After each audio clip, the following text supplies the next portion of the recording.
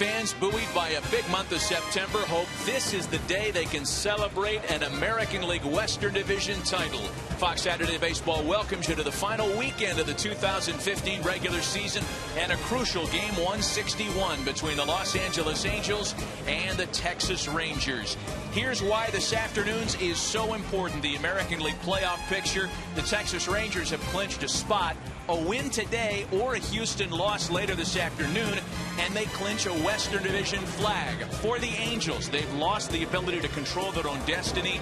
They're a game out of the second and final wild card spot with only 2 left to play. With that, we welcome you inside the broadcast booth with Hall of Famer John Smoltz, Matt Vasgersian. The import of this one needs no further explanation, John. 2 teams with postseason aspirations and running out of time. Well, this is what you hope for when you leave spring training. A chance to play playoff baseball. And the Texas Rangers with their stars, they are in the playoffs, but they have a chance with 1 win to win the division. They've been really hot in the second half. They're going to hope that Colby Lewis can do that for them today. For the Angels, they have a chance. They need to win 1 for hope. Put pressure on the Houston Astros. Of course, Trout and Pujols carrying this club. They just have that 1 glimmer of hope. Win and see what happens. It's amazing that almost 6 months of baseball comes down to 2 games on the final regular season weekend of the year. We're back with the lineups and opening pitch from Arlington next.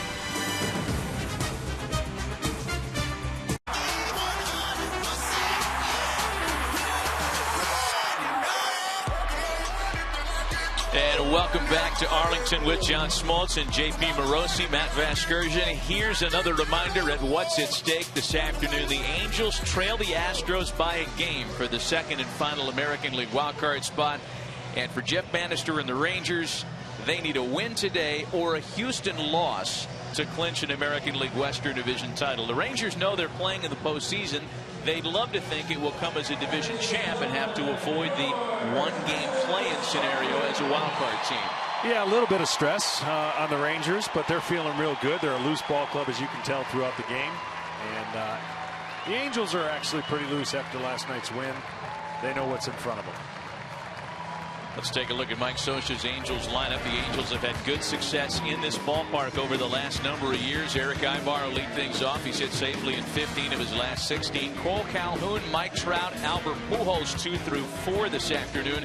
David Murphy gets the nod in left. The former Ranger bats number 5 today for the Angels. C.J. Cron, a great month of September at first base, batting number 6. Former World Series hero David Freese is at third base, hitting number 7. Carlos Perez and Johnny Giavotella round things out for the visiting Halos. And on the mound for the Rangers, a guy who's already earned a career-high 17 wins this season, the 36-year-old veteran right-hander Colby Lewis. Yeah, he's had an interesting year. You can see the high ERA, 20 quality starts, which is a high number. And then you can see the strikeouts to walk. He's a contact pitcher that's going to have to finesse the outside part of the plate. He'll vary his speeds with slider, curveball, changeup, and fastball. He's a guy with a simple motion, and he's hoping to have a day game success. I'm going to guess. I'm going to get out in front of your DraftKings picks. By the way, John has some DraftKings players to watch. It's easy to play DraftKings. There are thousands of dollars in prizes every day. Enter the promo code BALLGAME to play for free at DraftKings.com. Chomp the bit for us. Who do you play today? Well, I'm going expensive. 2 hot guys in each club. But Mike Trout, of course, trying to still state the claim for an MVP, and then Adrian Beltre. He's the second half MVP for the Rangers. He's been outstanding. Just play the stars on a day like today. This is what it's all about. Hard to argue that. In for a fun one this afternoon, folks. The stakes are high. Again, the final regular season weekend of the year. 2 teams who can taste the postseason. For the Angels, it's win and get a little help, and they're trying to start that process immediately here with Eric Aybar leading things off in the top of the first. Aybar, Calhoun, and Trout for the visiting Angels.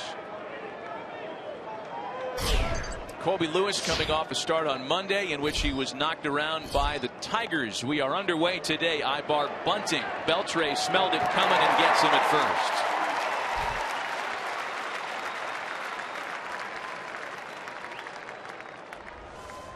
Well, fly bar is going to have to be absolutely perfect with this. You see how shallow Beltre was playing. Scouting report know that's a possibility. And for the Angels, they have not gotten a lot of guys on base. That's why they've struggled offensively. They've relied on some home runs, but they're going to have to find a way to get out early and just loosen the tension that can be created for a must-win game. Otherwise, they need a lot of help. Here's Cole Calhoun now. He takes strike one. Calhoun just 3 for his last 21. In fact, the entire Angel lineup was a little sluggish yesterday, and give all the credit in the world to some tough starting pitching on both sides of the scorecard. Martin Perez for the Rangers. Jared Weaver was terrific for the Angels in Los Angeles, earning the Game 2 win last night. But there was not a lot of offense to be had yesterday. Calhoun behind quickly, 0-2.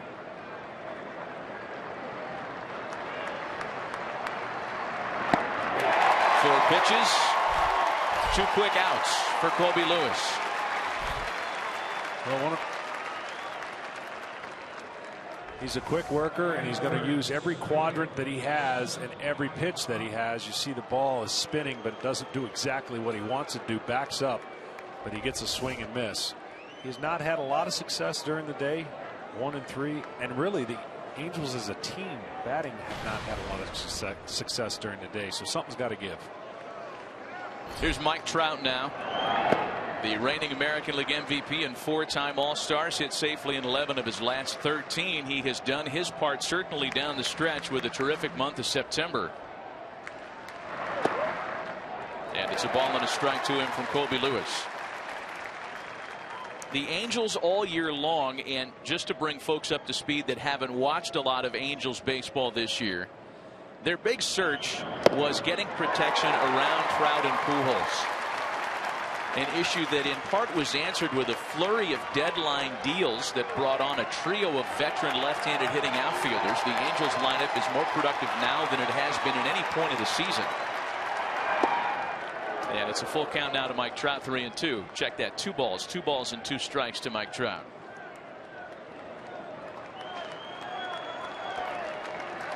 Lewis working quickly, as is usually the case. And Trout's caught looking. An impressive start to the afternoon for the veteran right-hander Colby Lewis.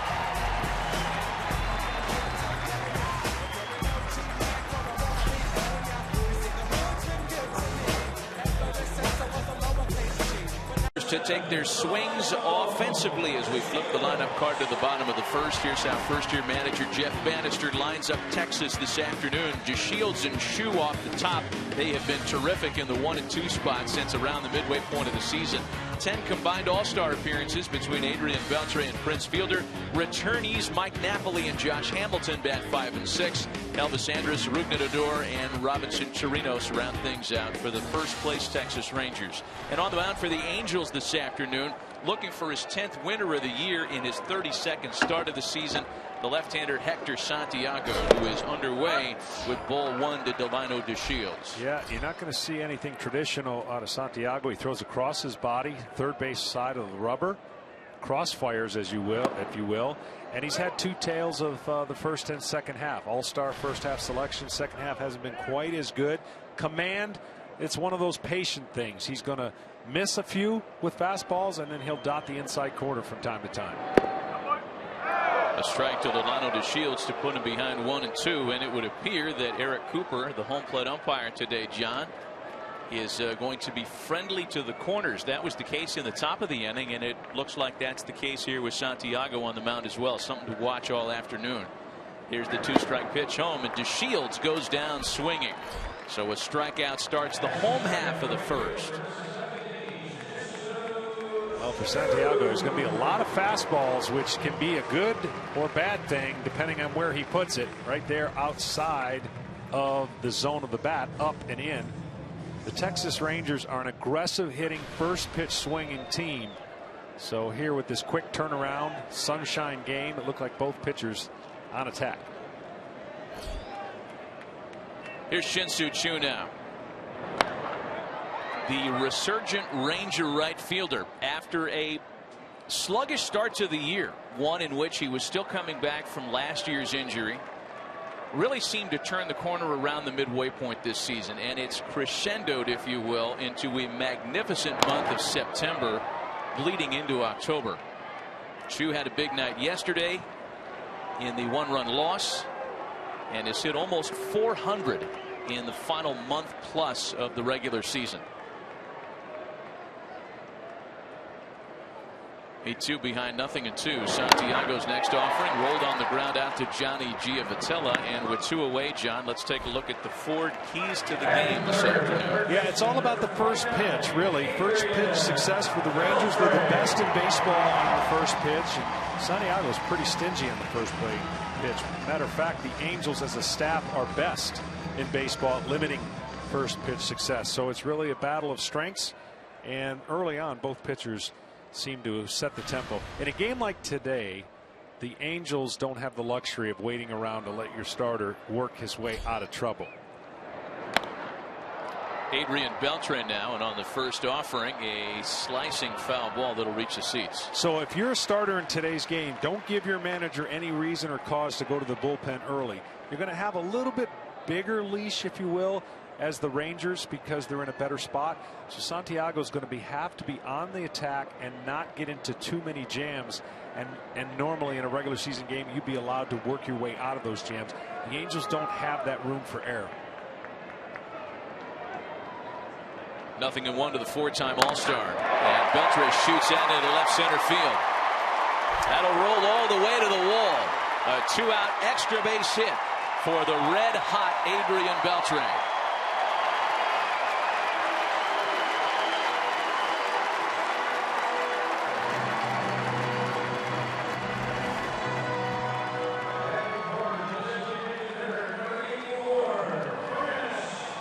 Beltre dealing with some injuries to his digits, his fingers, but you couldn't tell lately. He's swinging the bat so well, behind in the count, one of the better hitters on the team. And then this guy right here, Prince Fielder, the health of him. He's played supporting actor for so many different MVPs. He was trying to make his best case this year as he recovers from his neck surgery, having an awesome year for the Rangers. So a runner in scoring position now for Prince Fielder. Fielder was hitless yesterday. He takes a breaking ball over the inside corner to start him with strike 1. Still enjoying a good final homestand of this regular season. A top competitor, if not the front runner, for the American League Comeback Player of the Year award. Been a fine season for Prince. Back to the robust power line that folks were used to seeing from him as a Milwaukee Brewer all those years. As you can imagine, Santiago will be very stingy on left-handers. Only 2 home runs he's given up to left-handers this year, as opposed to about 24 to right-handers. He makes it very difficult for that left-hander as he crosses over, throws across his body. First half, he didn't give up hardly anything with runners in scoring position. Second half, it's kind of evened out a little bit against the rate at which he had in the first half. Trying to strand Beltre out there with 2 gone. The next offering to Fielder, swung on and missed. Throw down to second base, very close. Now what you'll traditionally do, the players will stall a little bit, don't get back on the mound, catcher don't get behind the plate, is Mike Sosa's going to take a look at this just to see if indeed they have to replay it. Everything's going to be so important, they're going to let it go, and got back in time, did Beltre. Carlos Perez with a throw down to second base that gave Beltre a little pause. And what that is, that's an aggressive 2-out lead, knowing you're going to score at the crack of the bat. So that's just keeping him a little more honest. They play up the middle with Fielder anyways. Ball and 2 strikes, the count to Prince Fielder. 2-out, runner aboard, and it's still 1-2.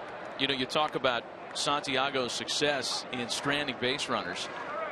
If you look at just one number, the overall number, batting average with runners in scoring position, it's really good at 190.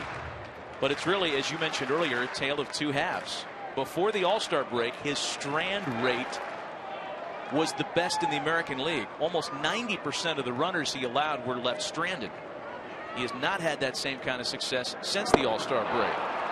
He is, however, able to strand one here. A couple of strikeouts for him in a scoreless bottom of the first.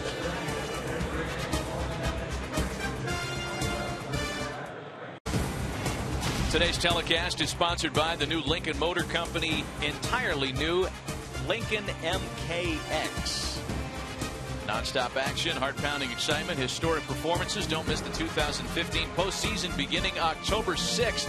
Go to MLB.com/postseason for a full schedule and one that may change, Mr. Smoltz, depending on what shakes out over the next 48 hours. There are so many different permutations to the postseason based on tiebreaker scenarios and home field. We still don't have a very clear picture as to what we'll be watching next week. Top half of the second inning here. Albert Pujols, David Murphy, and C.J. Cron against Colby Lewis, who struck out a pair in a 1-2-3 start to the day. The second storm system and tropical storm that did not look like it's going to hit the East Coast, taking some pressure off of what would be a nightmare. Playing some extra games on Monday to determine. It's a little soft liner out to center field that gives Delano DeShields plenty of time to camp under it. Well, I talked about the Angels and their desperation to win these next two games. Albert Pujols has not had the best of Septembers. He's come in here and had two good games, and they need him to continue to forget about what wasn't a good stretch for him, because the Angels need Albert Pujols at his best. I know physically he has really struggled with that lower half, trying to get his legs under him. Here's the former Ranger David Murphy now. One out, base is empty for Murphy, who has also cooled off a bit near the tail end of the regular season. 4 for his last 21. And he was among the trio of left-handed hitting outfielders acquired at the deadline that we referenced earlier. Along with David DeJesus, the veteran Shane Victorino, the Angels were looking for some kind of veteran presence in the middle of their lineup to protect Trout and Pujols. Yeah, the Angels went and got a lot of complimentary moves instead of the big moves that some people were hoping, maybe get an arm or two.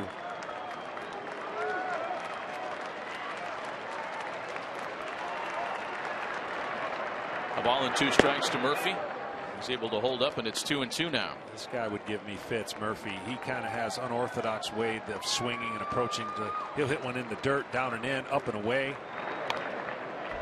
Sometimes down the middle will get him out. He's just a guy that seeks the ball with the barrel of his bat. Probably wouldn't teach a lot of what he does, but he gets it done.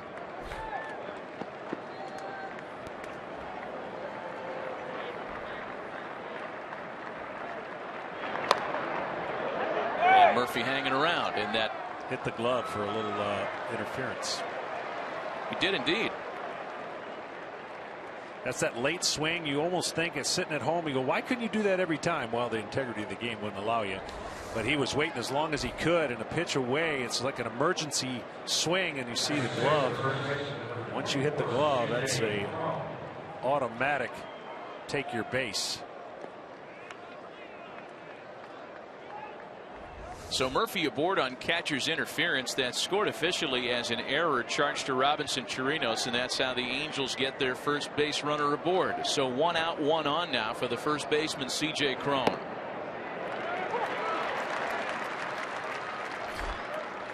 You could say this about a number of Angels. Cron's best work this year and in his short major league career seems to come at the Rangers' expense. And an opportunity perhaps to start something here with a man aboard. 1-1. Well, they've been real comfortable in this park. They've had their way with the Rangers of late. Certainly yesterday you would have thought maybe would be more of the high scoring variety of games that they've been playing, but a 2-1. Weaver battling through that game. Jared Weaver rather was outstanding and fun to watch yesterday. Veteran guy who has recrafted himself, and boy, it was guts and guile yesterday. He no longer has the ability to blow people away the way he did 10 years ago. A huge win, a season-saving win for the Angels to date yesterday. 2 balls and 2 strikes the count to C.J. Cron.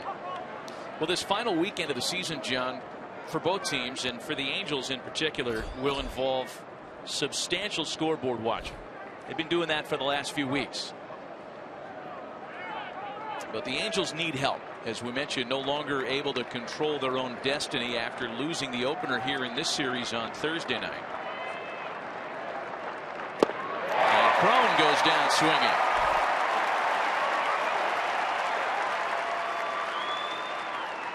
So later on today, in terms of the teams that the Angels are watching, forget about the home field advantage stuff. Those are races for other people to worry about. The Astros are in Arizona. That of particular importance to the Angels. Twins suffered a tough loss yesterday.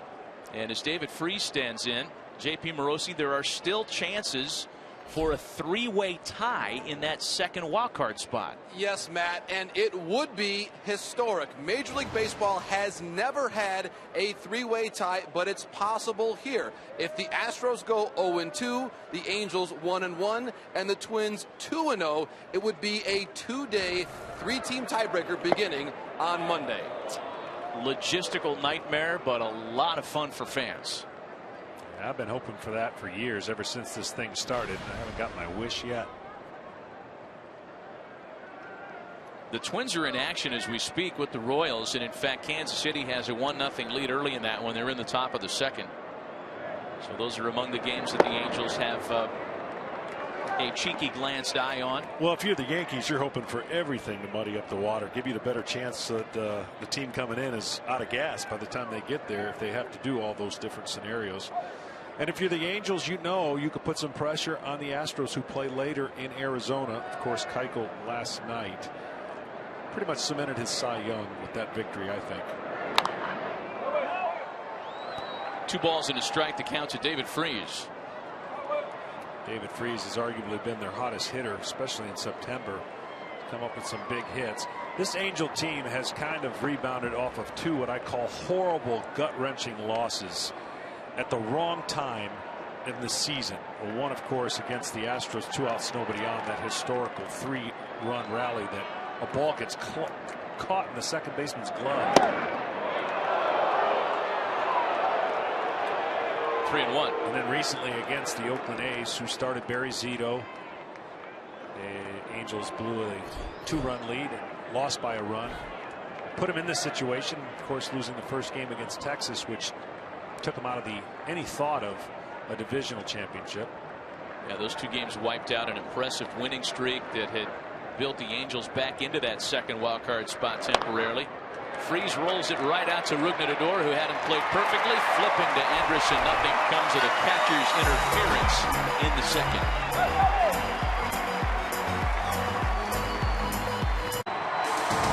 Today's telecast is sponsored by Michelob Ultra. Fewer carbs, calories, and superior taste make it the superior light beer. Follow the September pennant races with the MLB.com at-bat app, the #1 app for live baseball, live look-ins, highlights, replay reviews, scores, StatCast, and more. Get the MLB.com at-bat app now. Home half of the second, Mike Napoli leads things off for the Rangers. Napoli, Hamilton, and Andrus against Hector Santiago, who yielded a 2-out double in the first and nothing else. Scoreless as we start the second inning here. Napoli was one of those under-the-radar moves where an extraordinary year for him, where he's gotten all the things worked out. Last year was a nightmare, couldn't sleep, had the surgery, was not getting off to a good start with the Boston Red Sox, but has come here and really jolted some energy for the Rangers. Yeah, surgery to correct a sleep apnea condition that had taken more of a toll on Mike physically than I think anybody was led to believe at the time. And it'd be hard to look at his numbers over the past few years and say there was anything wrong with this guy. But after that surgical procedure, he said he felt as good as he has ever felt. There's a pop into shallow right that Giafitella camps under for route #1. Yeah, Mike Napoli has also been something of a secret weapon against the Angels. In fact, as Josh Hamilton stands in, nobody has done more damage against the Angels in the Mike Scioscia era than Mike Napoli, a former Angel. We'll talk about that perhaps as we continue here this afternoon. Speaking of former Angels, here's one that the Angels are still paying $60 million to play for the Rangers over the next few years, and that's Josh Hamilton. Josh Hamilton has all the attributes when he's on to look like one of the greatest players in the game. And then when he's not, it looks pretty humbling. And he's been on both spectrums of that. Of course, physically still dealing with some knee issues. Hamilton with a drive, will hit to right. Calhoun back on it, and Josh Hamilton has gone deep. Oh, man. Pitch to pitch, he can look like a completely different player, to your point, John, and we saw it a moment ago. That's why he's a wild card, and I think with everything that took place in the Angels and LA, certainly they made a decision. They're living with it, and the Rangers, where he had success, thought that maybe if he comes home, do what he just did right there. And you just don't know what you're going to get these days, but that right there is a bonus. Josh Hamilton's solo shot. That's only the third home run against left-handers. The Rangers get on the board first, and the first offering to Elvis Andrus has popped into foul territory and out of play. Another look, a rare lefty-lefty home run for Hamilton. Yeah, you've really got to pitch out of the zone against Hamilton. That pitch is right down the middle. Might as well be on a tee. And in this jet stream in right field, this is a hitter's paradise. The Rangers pitchers having to deal with this on 81. And this is what you've seen from the Rangers lately. They usually have a few more guys come out of the dugout and do a little college routine, but yeah, they are a happy bunch, and why not? They've overtaken the Angels and one game away from clinching the division. Ball and a strike to Elvis Andrus. You know, this would not be an afternoon. You've got a left-hander on the mound. Josh Hamilton has not looked particularly good this last month of the season. He's coming off missing 2 weeks because of that knee cleanup surgery. He himself used to talk about how he struggled in day games because of the fact that he has some vision issues. So you're not paying for Josh Hamilton on DraftKings today, is what I'm saying. And here you get the solo home run. That's why you play the games. That's rifled into the left field corner, rather, as Andrus has an extra base hit.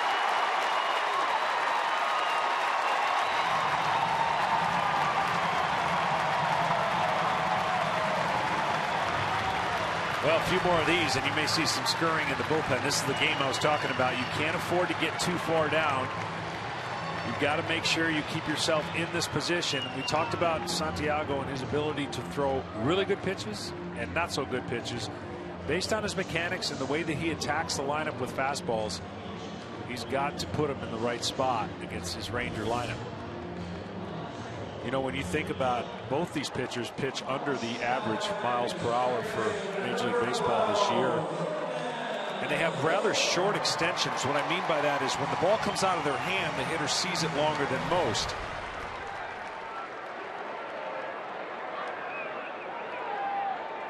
A run in, a runner in scoring position with one away now for Rougned Odor. The average extension for most pitchers is 6 feet 1 inch. For Santiago, he's at 5.4, so it's a short stride, throws across his body, which therefore the velocity to the hitter won't look greater than the velocity that comes out of his hand. Odor into center, a ball well hit that takes Trout back on his horse, if you will. He makes the catch, tagging up and heading to third is Andrus.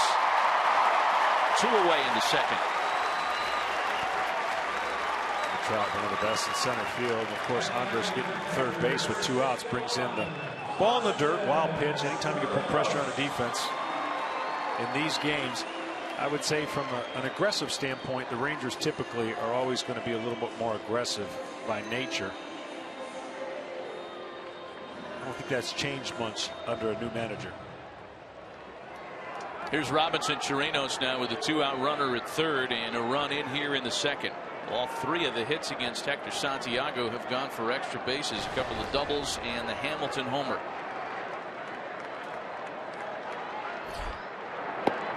One of the questions in terms of Jeff Bannister's healthy roster entering this final weekend was the status of his starting catcher Chirinos. A strain to his non-throwing shoulder has limited his effectiveness with the bat. However, those questions have been answered here in this last week. He's now played in 6 straight games, including making a handful of starts in that time. And that's good news for the Rangers as they get ready for a postseason, whether it's a wild card game or a series.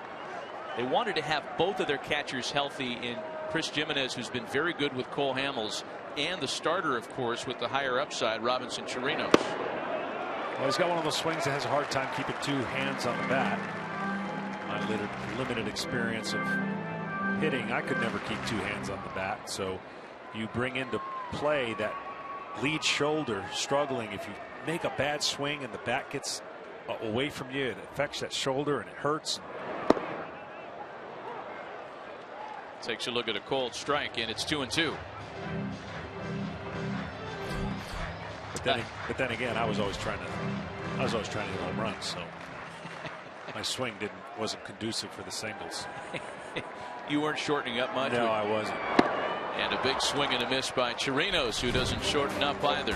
However, the scoreboard seal is broken on Josh Hamilton's solo home run in the second. To the third, it's 1-0 Rangers.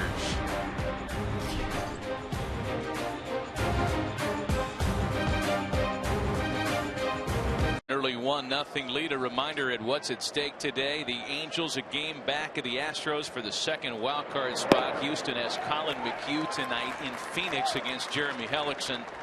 And for Texas, they just need to win today or perhaps get some help by the Diamondbacks and watch the Astros lose. One of those 2 things has to happen, and the Rangers are crowned division champs. Well, I would think there's some built-in incentives for the Diamondbacks after getting throttled last night by 21 to a. Ugh. Yeah, it got ugly quick. Carlos Perez lifts a lazy fly ball into left, and there is one gone to start the third. Perez, Giavotella, and top of the order Eric Aybar here. And with the bases empty now, the Angels send their second baseman to the plate, who, as Mike Scioscia told us before the game, JP, is somebody that the Angels didn't really know what they could count on from earlier this year. Yeah, Matt, the Angels are thrilled just to see Johnny Giavotella back on the ball field.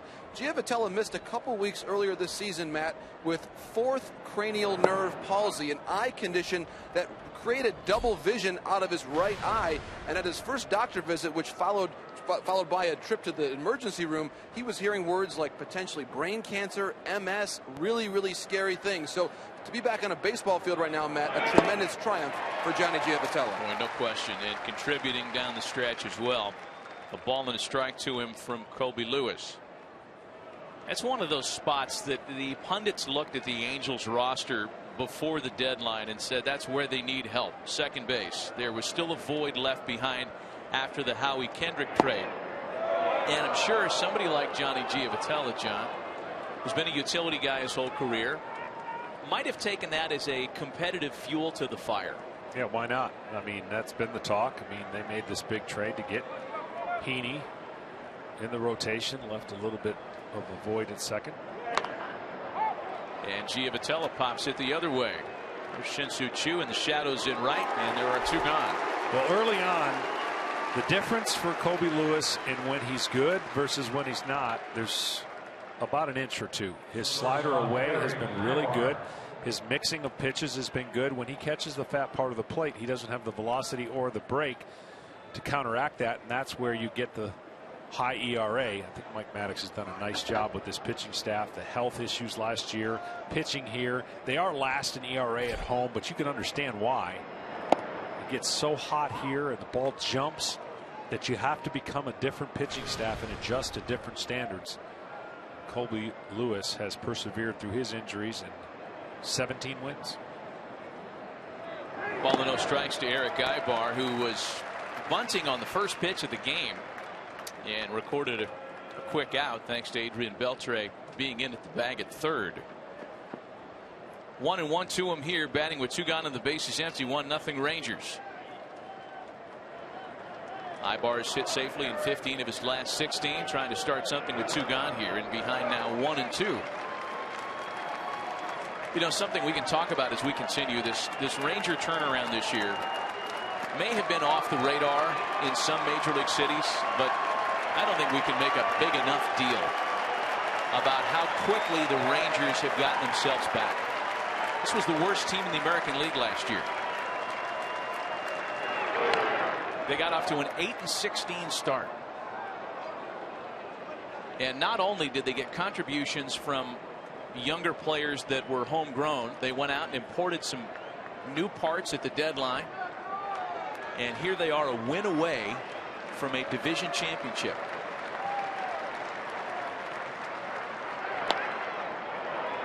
Ibar sends a fly ball out to shallow center.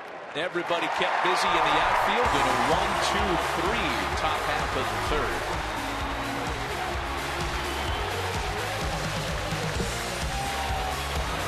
He'll face the top of the order. That's been the problem so far. Josh Hamilton, his solo home run, the difference in a 1-0 game. Delino DeShields bunting to start the home third, pushes it foul, and it's 0-1.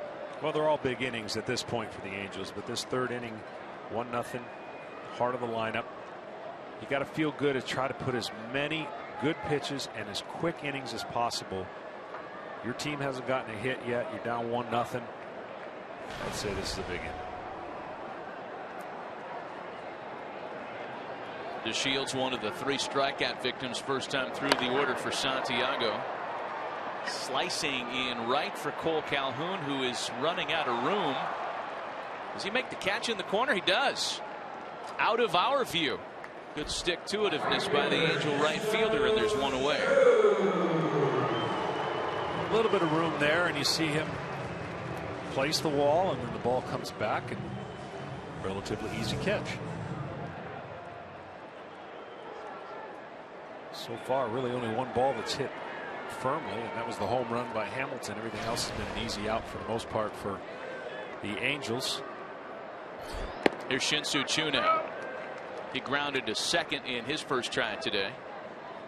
When we visited with Jeff Bannister before the game today, we asked him about Choo's mid-season turnaround.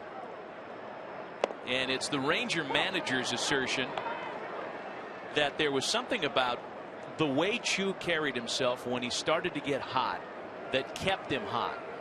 In other words, in the first half of the season, it appeared that Shin-Soo Choo was still unsure of himself, not playing with a lot of confidence, unsure if his body was up to task. But when he started going, the rhythm took over, and he just walks around like a different person, let alone different results on the field. Yeah, as he put it, acts a lot taller, like 6'2" in the box.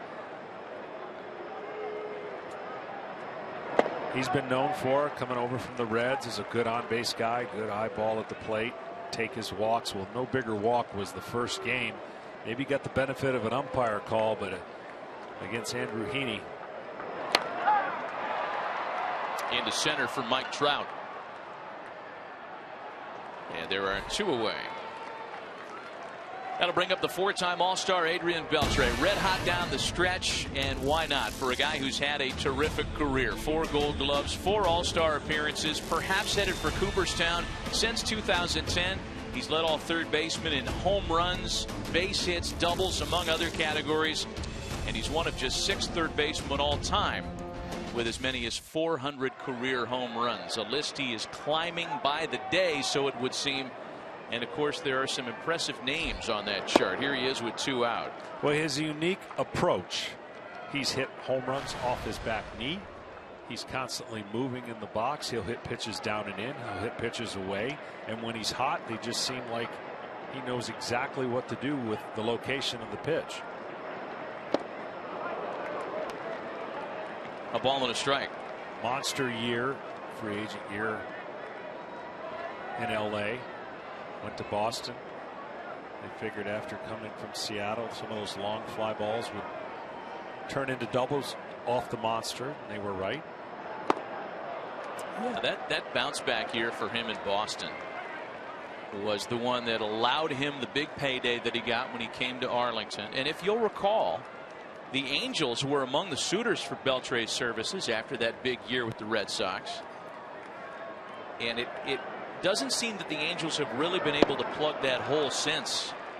Beltre strikes out, and it's a 1-2-3 inning, the first of the day for Hector Santiago.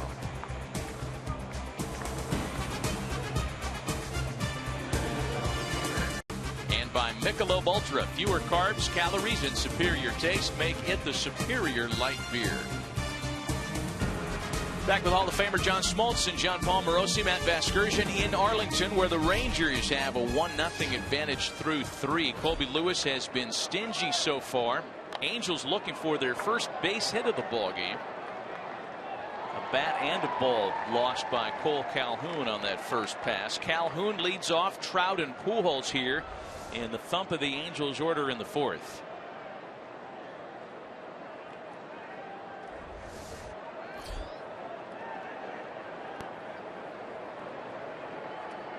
Calhoun a strikeout victim first time around. This is the part of the order that the Angels do their damage against anybody. But this is really the part of the order that the Angels do their damage against Colby Lewis. As Calhoun rockets that one foul the other way. These uniforms certainly no strangers to one another. But take a look at today's 2 through 4 hitters. That's Calhoun, Trout, Pujols. Calhoun, Trout, Pujols. Yeah, all 3 of them against Colby Lewis in their careers. Almost 400. They definitely see something they like, and certainly when you watch enough video as a pitcher, you're trying to figure out and know, pinpoint these 3 guys. What do I need to do differently? He tried to throw a breaking ball there that sailed high. A swing and a miss. Calhoun struck out for the 2nd time this afternoon.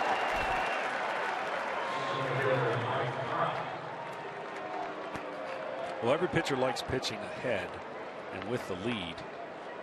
No more than Colby does. When his team has given him the lead, he's got a respectable 3.7 ERA. But when he's behind, it almost jumps to 8. So the flow of the game, being ahead, affects his decisions and how he goes and attacks. Mike Trout checks his swing on the first offering. It's 1-0. Being behind, he may press a little bit more and try to make perfect pitches. But the numbers definitely reflect what he likes. A ball and a strike to Mike Trout. Another strikeout victim his first time through today. Trout has been a Ranger killer not only this year, but going back these last few seasons. He's behind 1 and 2 here. 23 for 60 against Texas pitching this season. 5 home runs, 13 runs batted in that over 17 head-to-head matchups. Numbers here at this ballpark for his career also robust. Mike Trout, as great of a year as he's having, keeps getting better, doesn't mind hitting with 2 strikes. Went through that period where he struck out a lot more than what people anticipated.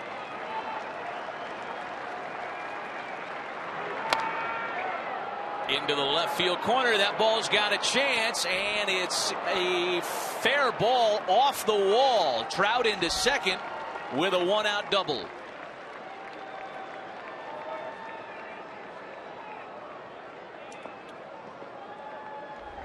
His ability to get to different pitches now. See the leg kick. Leg goes down. See the barrel of the bat.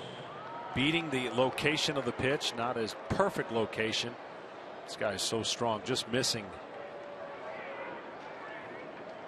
Hitting the ball high enough to get it out. And you see how close that was to being fair. And there's your not mind hitting with 2 strikes argument. Yeah, the only thing he doesn't do well is hit the first pitch. Whenever he attacks the first pitch, that's why you see him more patient of late. Here's Albert Pujols now with the runner in scoring position. It's the first time the Angels have boasted such an opportunity. Pujols in his first try lined to center. What's amazing about Trout and Pujols, for the most part, they're giving the pitcher a strike, but you're so nervous that it might be that one time they're going to swing and hit a home run. You got to make a great pitch, especially with a runner on second. You never take for granted that they're going to take a strike. But early in the counts and the first 2 or 3 at bats, I've seen Albert Pujols do this his whole career. And then around the 3rd at bat, he will size up a pitcher and what the plan that they've tried to do, and then cherry pick a pitch later in the game. A ball and a strike to count Albert Pujols. It's 1-2 now. Well, Pujols, along with Mike Trout, they have combined for 80 home runs this year. Among the top totals in baseball by teammates. Nolan Arenado, Carlos Gonzalez in Denver, Josh Donaldson, Jose Bautista in Toronto, the only 4 with bigger numbers. You know, the thing with Trout, too, Albert has hit 39 home runs. He's driven in 93. Trout's hit 41 home runs and still doesn't have 90 RBIs. Well, that's back to the on-base percentage. A lot of guys not getting on before him. You know, Trout's getting on, scoring runs. Albert's the benefactor as well as the guys behind Albert, but Trout has not had that same luxury.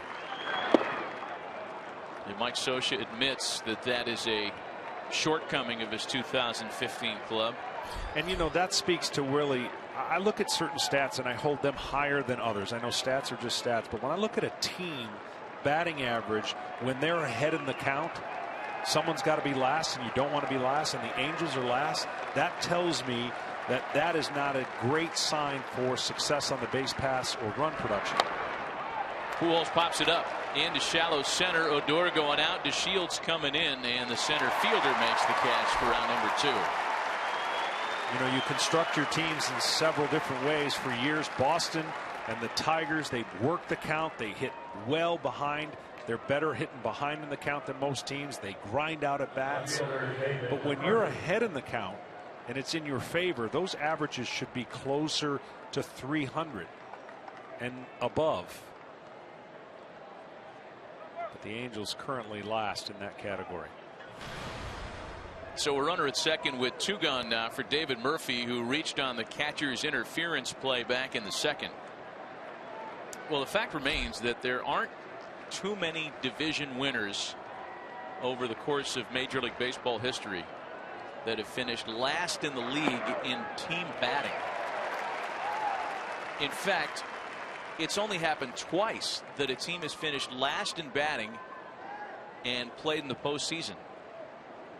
The 1906 Chicago White Sox. That's right. I remember that.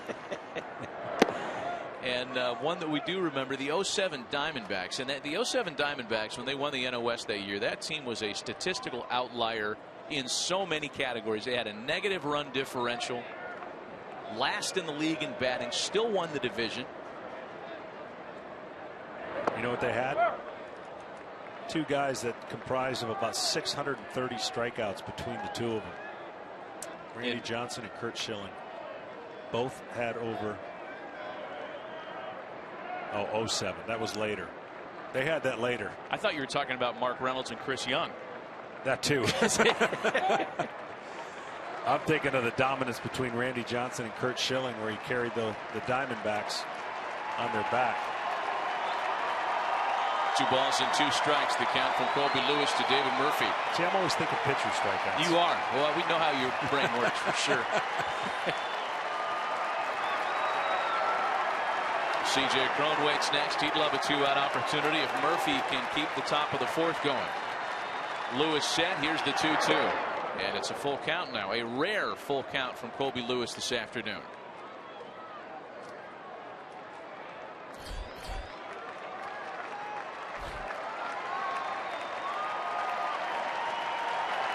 First opportunities the Angels have had all afternoon with a runner in scoring position. Both of the full counts from Lewis have come in this inning. That one's fouled away, and it's still 3-2. Got away with one there. That slider tied him up and in. You don't really want those pitches up and in. I think he was trying to get the other quadrant after giving the hitter a visual of fastball up, and then being able to, as you think he's going to do, be aggressive, give him a different quadrant down and in, possibly with that slider, or tie him up. Trout doubled with 1 away. He's there with 2 gone here, and a full count pitch once again to David Murphy.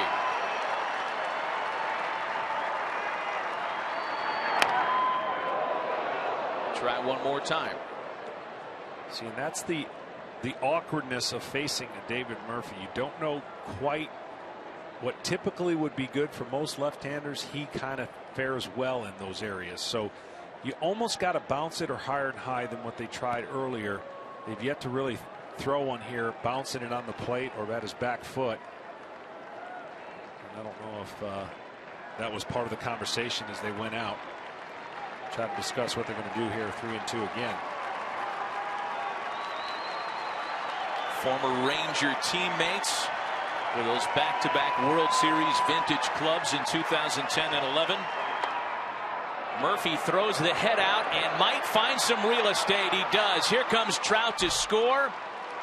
Unorthodox as she goes, John. You described that perfectly, and that's exactly how David Murphy ties the game in the fourth. And that's what drives you crazy as a pitcher. You know, you think you make a pretty good pitch. He kind of leaves the box, and his butt's going the other way.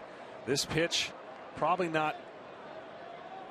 Well, I mean, it's away, and you see the one-handed swing, and that is what he does better than anybody. As a teammate, I'm sure they've seen that a lot. Now, as a visitor, they weren't happy to see that.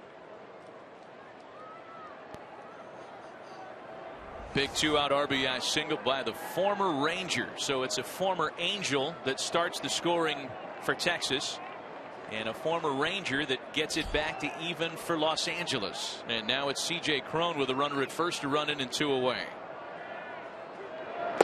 Cron struck out in his first try this afternoon. You got to work the ball away. Don't leave anything up over the plate coming towards him. You see his numbers on the year. Of course, he's been trying to get back that stroke he had. With these have been situations where C.J. Cron has been a real burr in the side of the Rangers. 11 2-out RBIs against Texas this year, and that's tied for the most in the American League versus any opponent. Cron's got 50 on the year. 11 of them have come with 2-out against Texas. A total that will not be added to here. However, the 2-out RBI single by David Murphy has tied us in the middle of the fourth. As we start the bottom half of the fourth, Prince fielder Mike Napoli and Josh Hamilton for Texas. Prince struck out to end the first earlier today. A ball and a strike to the 6-time All-Star. Well, Hector Santiago gave up the home run to Josh Hamilton in the second, and really nothing else. He was able to strand a 1-out double that same inning. 3 hits so far against him for the big hitting Texas lineup. Well, Santiago has very good numbers here in this ballpark. I don't think there are too many AL West pitchers that can claim that kind of success. This is not a very kind place to visiting arms. It's not, and it's not a kind place for a left-handed hitter when you're facing Santiago. You see how late that fielder has to wait to try to pull the trigger because of where he's starting. He's almost at first base when he releases this ball. Tried to go with an off-speed pitch right there, but Prince is really good at hanging in against left-handers and doing everything he can to spoil the good pitches. Great take right there. He fills the count, 3 balls and 2 strikes.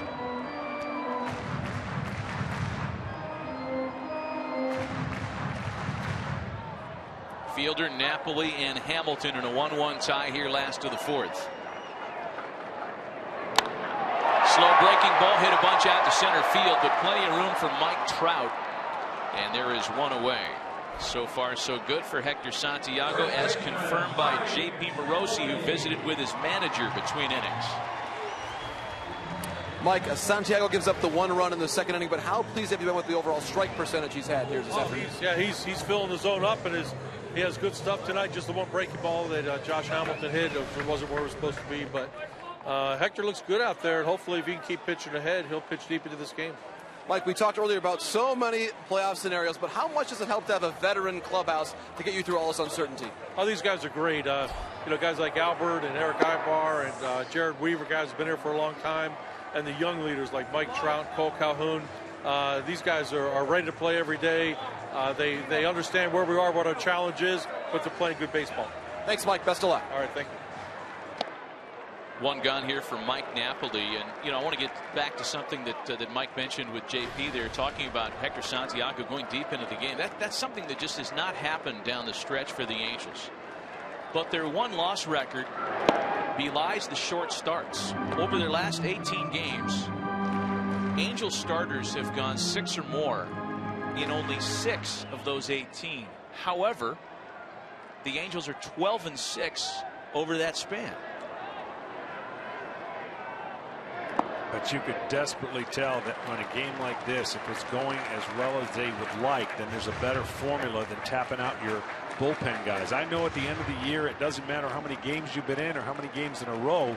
It's all about getting it done and getting whatever you have to do to get to that next level. But it sure would be nice to not have to go to 6 pitchers in a game. Yeah. If you don't have to. 2 balls and 2 strikes the count to Mike Napoli. Yeah, I think we got the same thing from both Jeff Bannister and Mike Scioscia in so many words pregame today, and that's that, all the conventional wisdom about managing for the long stretch and preserving things for next week and next month, that's kind of gone when you're in a win now urgent situation. I mean, this is it. 2 more games left in the regular season. The Angels effectively need to win out. I mean, they can still get there if they win 1 and Houston loses 2. They can still get there without winning out. But let's face it. I mean, that's kind of what they're trying for here. They win today. They're in a really good situation. Meaning the likelihood that would mean that Houston would have to win the next 2 games. Put pressure on them today. But today is all they're thinking about. And they've been in this situation before, and they know what they have to do. I know that Mike Scioscia's thinking about tomorrow after today in terms of starting pitching assignments and lineups. Napoli hanging around on 2 strikes. It remains 3-2. Again, later on tonight in Phoenix, the Astros have the outstanding rookie Colin McHugh against the former American League Rookie of the Year Jeremy Hellickson on the mound for Arizona.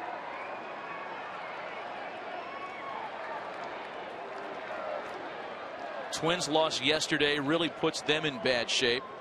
They are in progress with Kansas City. It's still a 1-0 Royals lead in the 5th, and the Royals are playing out for home field advantage. I mean, they're not exactly in shutdown mode yet. That's a big deal to Kansas City, as it should be to Toronto. And Napoli finally succumbs to the strikeout. 5th of the game for Hector Santiago. That'll bring back Josh Hamilton, whose solo home run in the 2nd started the scoring this afternoon. We take another look at it via StatCast, powered by Amazon Web Services. You see the exit velocity over 100 miles an hour. Projected home run distance. You don't have the typical wind, although it's picking up a little bit today, later in the day. But early, the flags have been pretty dormant. But that ball, it wouldn't have mattered. Hamilton with another drive. This one playable for Mike Trout to retire the side in order. 8 in a row retired by Hector Santiago. Major League Baseball. To the top of the 5th. And David Freese picks on the first pitch, lining it past Elvis Andrus into left field. A leadoff single for the Angels, and the Angels have their leadoff hitter aboard for the first time this afternoon. Between innings, J.P. Morosi caught up with Ranger manager Jeff Bannister. Jeff, Josh Hamilton is 3 weeks off of knee surgery. Does he look that way to you after that home run earlier today? No, it doesn't. I tell you what, it's a special guy. Heard all the stories, saw all the video, seen him on TV, but when first got a first-hand look at him, this is a special guy. And you don't want to blink your eyes when he's at the plate. This certainly feels like a playoff game. Colby Lewis, the Rangers' all-time leader in postseason wins. How much confidence has that given your team here today? It gives us a lot of confidence to know that our guy's out there on the mound, and he's been a warrior for us the entire year. He's gone out and pitched some big games for us, and so it does give us some confidence. Thanks, Jeff. Best of luck. Thank you very much. Jeff Bannister certainly gets a lot of praise around here, as he should, but maybe not as much nationally as he should. When you talk about how the Rangers, again, getting back to last year, kind of thudded into the gate with the American League's worst record. There was managerial turnover. An interim skipper finished out the year. Bannister was brought in the offseason, went 8-16 in April, lost Yu Darvish early in the season. And GM John Daniels here in Texas was quoted as saying that's when Jeff Bannister was at his best and when we knew we had the right guy, when things got off to such a terrible start. Yeah, he's done a nice job in adjusting on the fly because the culture is different. He came from Pittsburgh, and what they created and what they did was self-explanatory, as they're now third straight year in the postseason. But I've looked around and I've seen the first-year managers that have had successes and the ones that have struggled a little bit. And I like to think that the teams that had the lower expectation, those managers have thrived. The first-year managers that were given teams that were supposed to win have struggled a little bit. You know, Matt Williams, Brad Ausmus, the expectation level is so high, there's no ceiling to go up. You're supposed to win. Carlos Perez bunting. And everybody knows that, you know, this team was in last place last year, had a ton of injuries, so I don't know that anyone could have seen them win in the division as they have. Is the same thing with Paul Molitor and the job that he's done in Minnesota. The expectations were no way will they be competing in the final weekend, and both are doing that to this point. Ball and 2 strikes, the count to Carlos Perez. David Freese aboard to start the inning. Nobody out here, top of the 5th. 2-2 now. Well, so far in this 4-game series, and we kind of came here for the weekend with the Angels having all kinds of success in this ballpark. 2 big Septembers in terms of lineup productivity. But the 1-1 tie seems to be the storyline here. Thursday, they were tied at 1 through 4.5. Yesterday, tied at 1 through 8. And tied at 1 as we start the 5th inning here again this afternoon. It's a full count now. 3 balls and 2 strikes to Perez. And the only one really excited about that is if you're Houston sitting in the Arizona clubhouse watching this game, hoping that Texas can win this game. The tension goes higher and higher for the Angels the closer the game is played. Perez sends the ball out to right center field. The Shields and Chu have to converge, and it splits the both of them. Freese is being waved around. He'll score without a play at the plate. Throw to third, and it's an RBI triple for the catcher, Carlos Perez.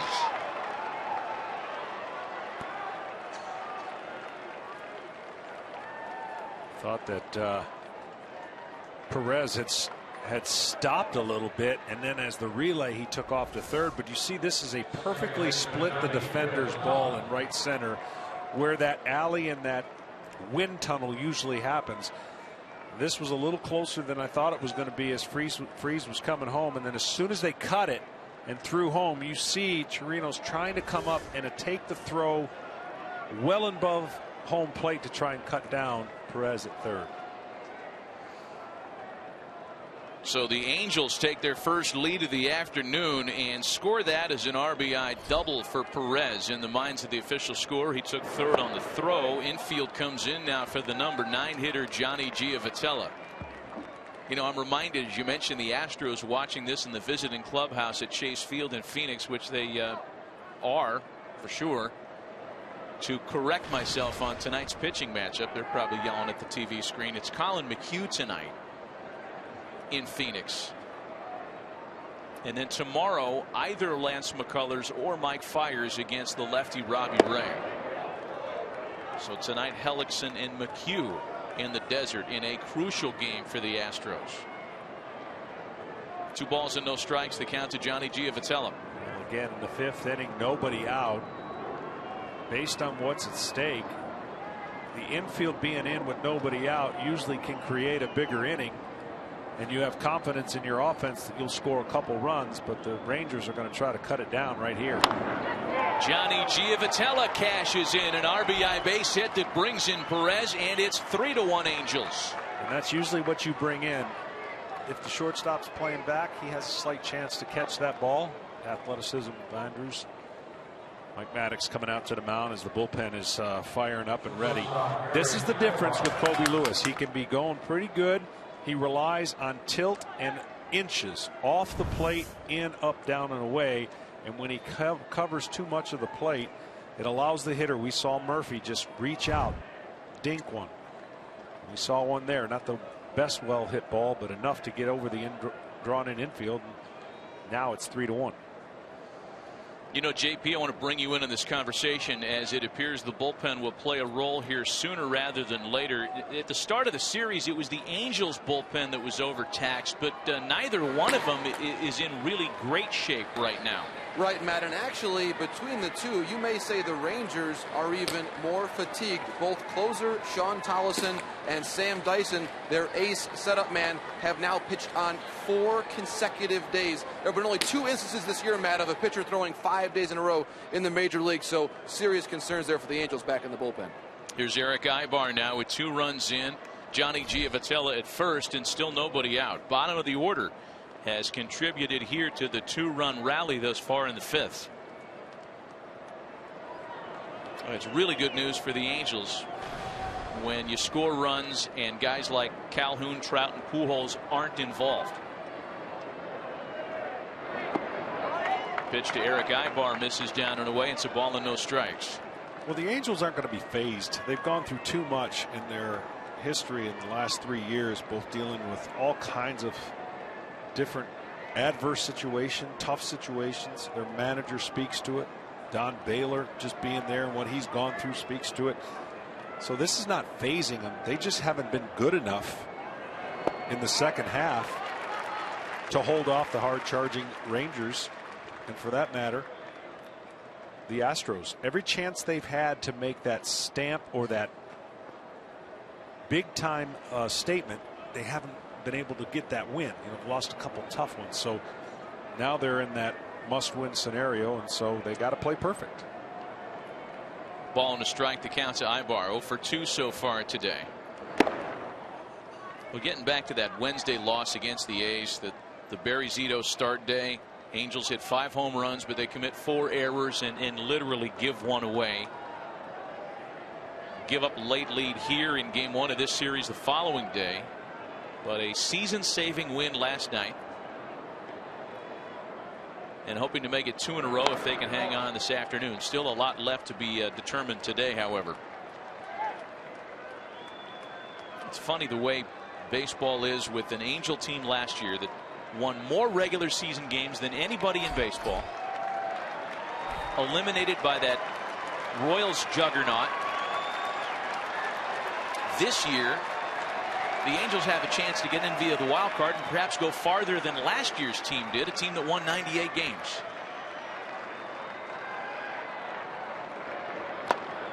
Aybar hits it through the hole on into right field. Giavotella makes the turn at second. Throw comes into third, not in time. Runners at the corners with nobody out in the 5th.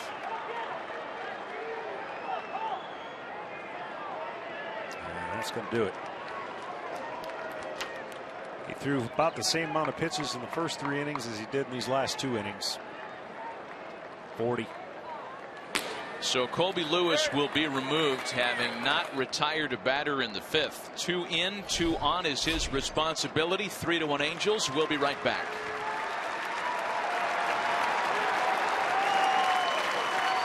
On ESPN, and Wednesday with the NL wildcard game on TBS. Then Thursday, game 1 of both American League Division series, only on FS1 and streaming live on Fox Sports Go.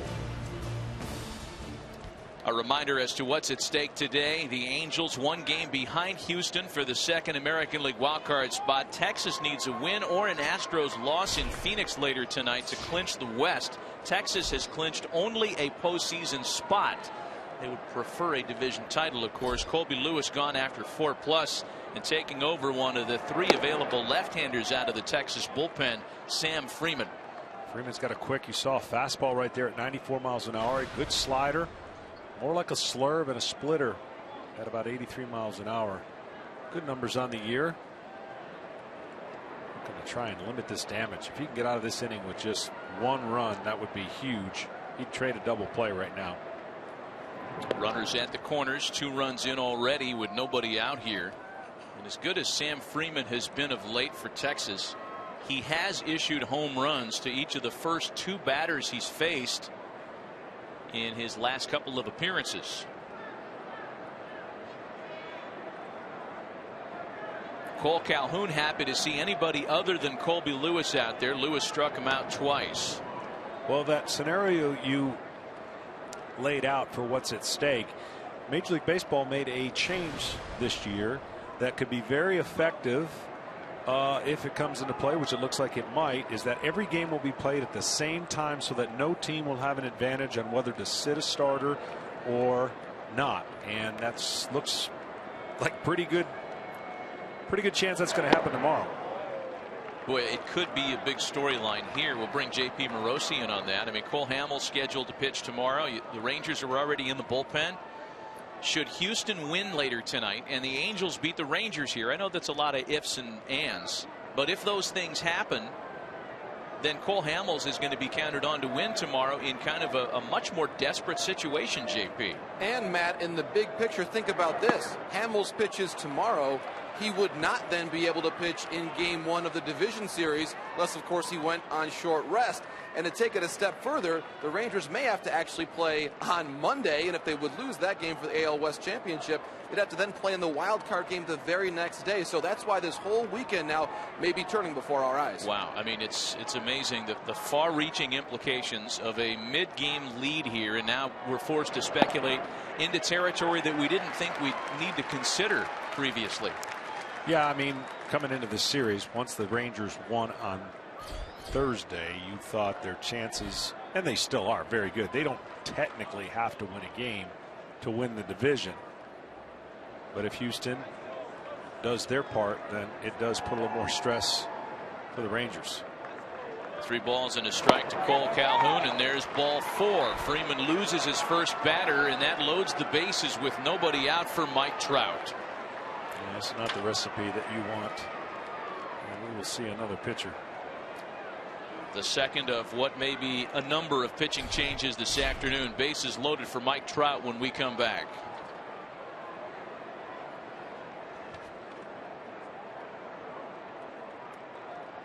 Of the game, and a number of them have come with clinch moments as recently as, well, this Thursday. After Kansas City, Toronto, then the Yankees punch a postseason ticket on Thursday night, finally squeaking one out against Boston. Kansas City winning a division for the first time since '85. Toronto in the big dance for the first time since '93. And the Yankees get back to the postseason as well, with the other seats yet to be determined. Second AL wildcard team, and who's going to win the AL West. Bases loaded here, meanwhile, in a big spot for both teams in this one. Mike Trout, the batter, as Chichi Gonzalez is summoned from the Texas bullpen. Glad you said it. I would have said Chichi Rodriguez because my mind's stuck on golf, but he's trying to really get out of a pickle here, and this is not easy. A ball and a strike to count to Mike Trout, who has doubled and scored, also struck out today. Giavotella, Ibar, and Calhoun aboard with nobody out and 2 runs in. This is going to do one of two things. This is going to take the air out of the balloon in this stadium if they continue and put a big crooked number on the. That one gets away from Chirinos. Here's Giavotella, the throw back to Chichi, covering not in time. And a wild pitch makes it a 3-run inning and a 4-1 Angel lead. And the other thing is going to do is probably turn off the TV in the Arizona clubhouse if it gets out of hand, but they'll concentrate on what they got to do. But here, right here, this ball comes off in a place in a way where they could have gotten him, but a great slide, good heads up play, gets away from the pitcher coming in. The Angels are feeling pretty good right here. Still nobody out. One of the 2 runners still out there, Colby Lewis's responsibility. It's not even a completely closed book on the starter yet. Again, the infield in for Texas. Next offering to Trout, lined into center field. There to make the catches to Shields. There to tag up and score is Ibar. 5-1 Angels.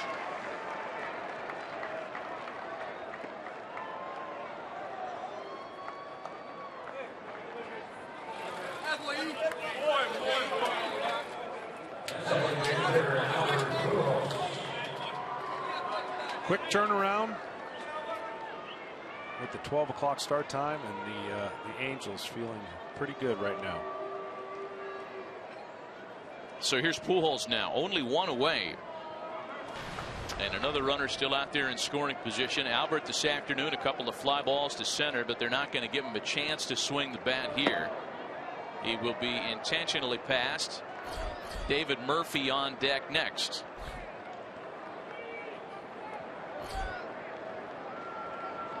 Well, it was Murphy who started the mess, and you can get back to his big 2-out 2-strike RBI single in the fourth that brought in Mike Trout as the tying run, as really the swing that kind of ended what looked like a very good afternoon for Colby Lewis. He started out in great shape. Lewis had not allowed a base hit through the first 3 1/3.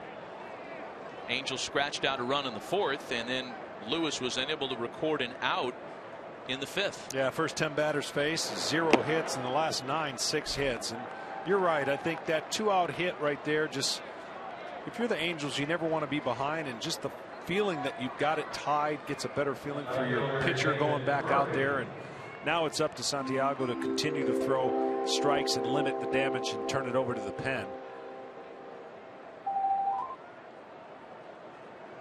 Mike Maddox, when he goes out there, always trying to figure out where his pitcher is.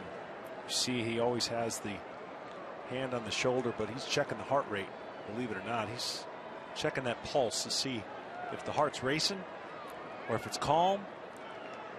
He's got a dual method to his madness. And if you can feel a guy's heart rate in his shoulder, you are really good. Well, you can feel tension. You can feel that. Yeah, this is a tense situation for sure for Chichi Gonzalez, as David Murphy digs in now with 4 runs in, 2 runners aboard and only 1 away. A ball and no strikes to Murphy. Even with expanded September rosters, you're talking about a couple of teams whose bullpens have worked a lot down the stretch. So 2 balls and no strikes. Colby Lewis for 4+. Sam Freeman faced a batter. Chichi Gonzalez is capable of giving Jeff Bannister length,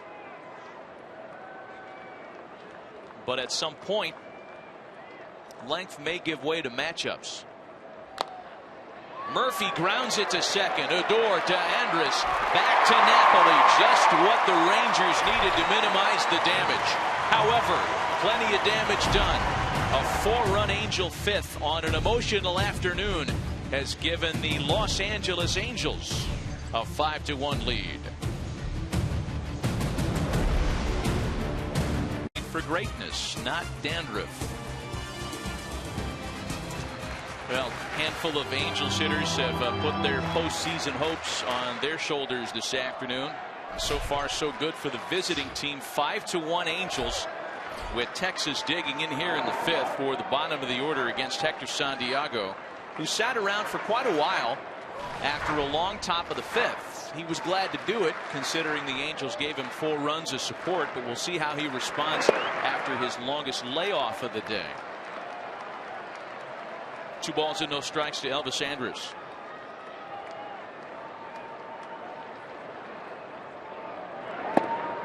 2-3-0. Yeah, last thing you want to do is come out and walk the first hitter, because that just makes it feel like you're giving the other team a chance to get back in. At 29 minutes, long time to be sitting, but the benefactor, of course, 4-run lead. And he loses Andrus on a 4-pitch walk to open the fifth. The first thing that a pitcher should do when they have that length is get out there as soon as they can and hone in as quickly as they can on the strike zone. If the first guy would have hit a home run, believe it or not, it's not as big a deal as walking, because then all of a sudden you start thinking differently. You're like, oh man, 4 straight balls. Earlier in the year, that'd be a kangaroo court fine for sure. So here's Rougned Odor now with the leadoff hitter aboard. First time that the Rangers have put their leadoff hitter on this afternoon. And when we said that about the Angels in the top of the inning, they went on to score 4 runs. Odor shows bunt and lays off. That's 5 straight misses to open the inning by Hector Santiago. And it won't take long, I'm sure, for Mike Scioscia to watch the next few pitches before that phone rings And the bullpen gets on alert. It cannot take any chances of letting the Rangers get back in a big inning. There's a strike. It's 1-1. And I'm talking to him. He said, look, this is what he does. You have to be a little more patient. Sometimes he'll lose the strike zone and come right back and dot it 3 different times. But because of his effectiveness being a little wild. Huge jump by Andrus. And Perez won't even bother with a throw down to second. Boy, that was stolen off Hector Santiago.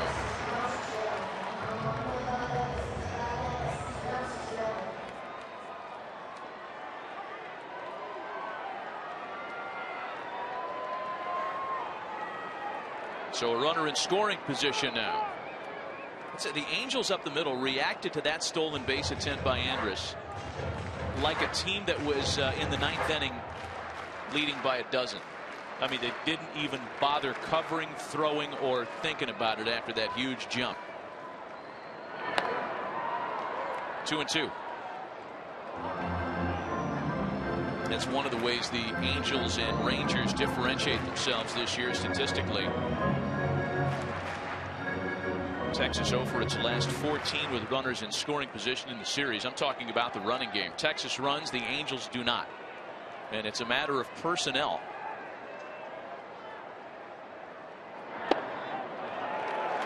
Full count.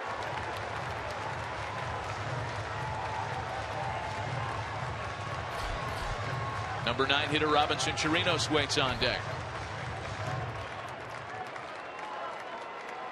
You got to throw it down the middle and see what happens. Odor with a base hit back up the box. Here comes Andrus to score, and the Rangers get one of them back immediately. It's 5-2 Los Angeles.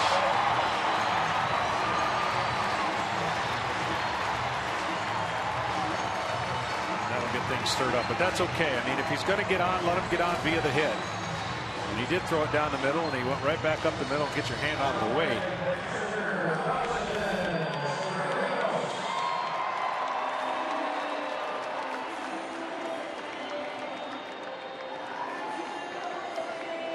So Mike Butcher comes out for a conversation. I'm going to be curious to see how much attention Santiago pays to Odor at first base. That stolen base by Elvis Andrus that led directly to a run was the 16th stolen off of Santiago. And that's one of the higher totals in baseball among left-handed pitchers. Yeah, I mean, you would think every left-hander could have a good move over there, but we've already seen that that's not the case. John Lester has struggled with that last year's wild card game on, and you mentioned 16 stolen bases off a left-hander. So here is Chirinos now, a strikeout victim in the second. And Santiago gets ahead of him 0-1.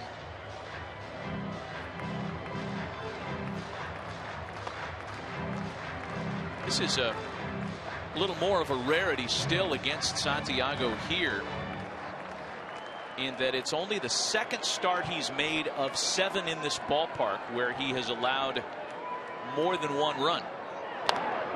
Chirinos bounces it to third. Freeze to second, and he throws it away. Not only that, but Giavotella is down at second base.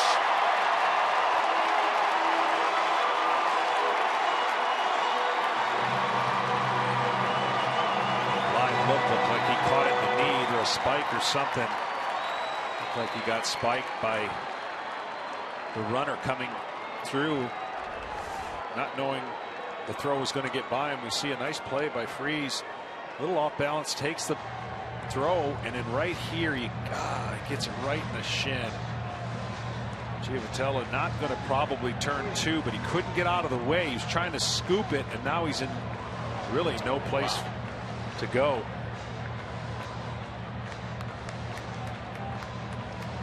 That's a late slide, but nonetheless, you've got to try to take out the double play. He can't anticipate, Odor that is, where the throw is going to take. I mean, that's a real late slide. Yeah. What do you think of that slide? Because when you slow it down, it always looks a little worse. Yeah, slowing it down does make it look worse. And because the throw took him behind the bag and his momentum took him past the bag right into the shin, I'm sure when you're going after the second baseman, you're thinking he's going to pivot and throw to first. And at this point, he's actually sliding past the second base bag.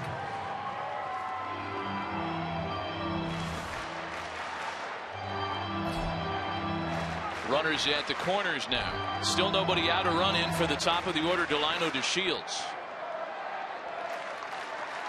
I don't know that the Angels are going to be real happy about that when they take a look at that again. Lucky he's still in the game. DeShields 0 for 2 so far. There's bullpen activity behind Santiago for the first time this afternoon. The right-hander Fernando Salas is up. Now, obviously, it's a tough guy to double up with his speed.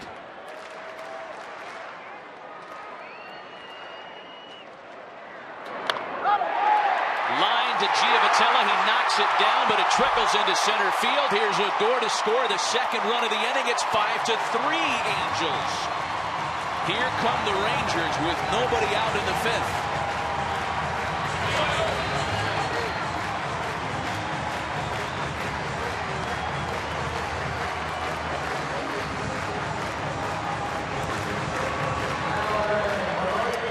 Soft liner up the middle and just off the glove.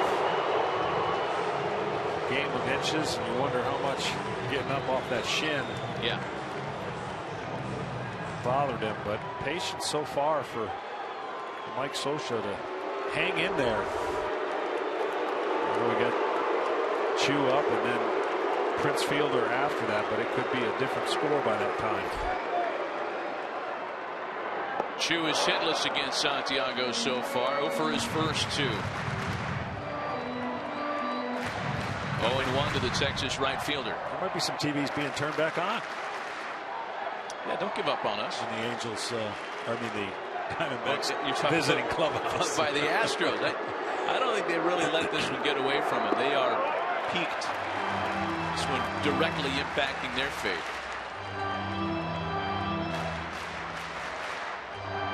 Chirinos and DeShields aboard. 2 runs in. Still nobody out here in the fifth. Bottom of the order starting the rally here in this inning, as it did in the top of the inning for the Angels against Colby Lewis. 1-2 to Chu. Pretty good crowd considering all that's going on in this general area. They were starting this inning trying to get their team going. They're back into it. Of course, college football all over the map around here. So a pretty good crowd realizing that their baseball team has a chance to secure that division if they can rally. Oh, you bet. First 2 games of this series, place has been packed. It's been packed the last couple of months of the season. Fans have really responded to this big-time Ranger turnaround this year.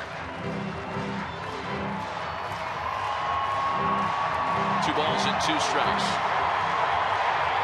These have been the tough matchups for Shin-Soo Choo throughout his career.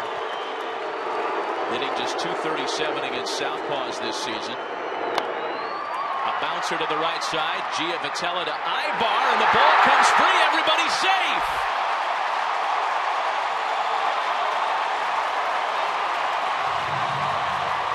Boy, defensively, the Angels have had some problems this last week or so in the season.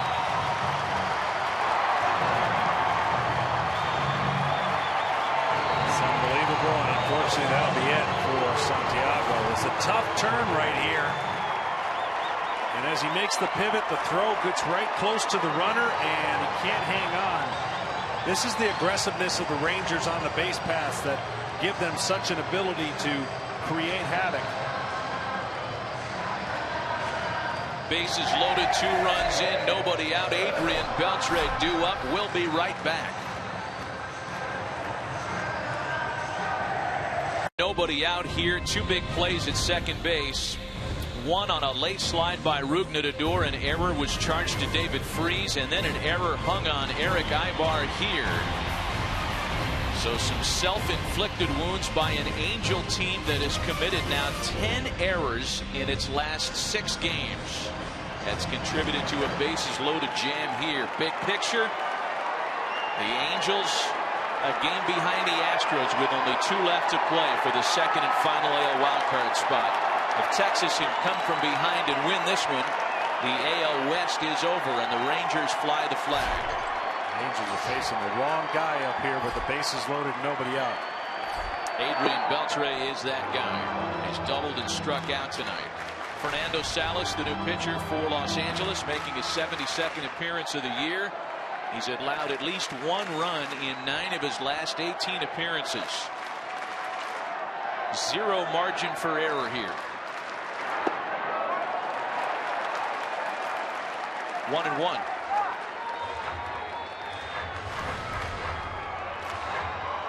As good as Beltre is in big situations, as John mentions, Fernando Salas has been very good at limiting opposing base runners to score. A couple of them might come in here, however. Here's Chirinos to score. DeShields just as easily. And we are tied 5-5.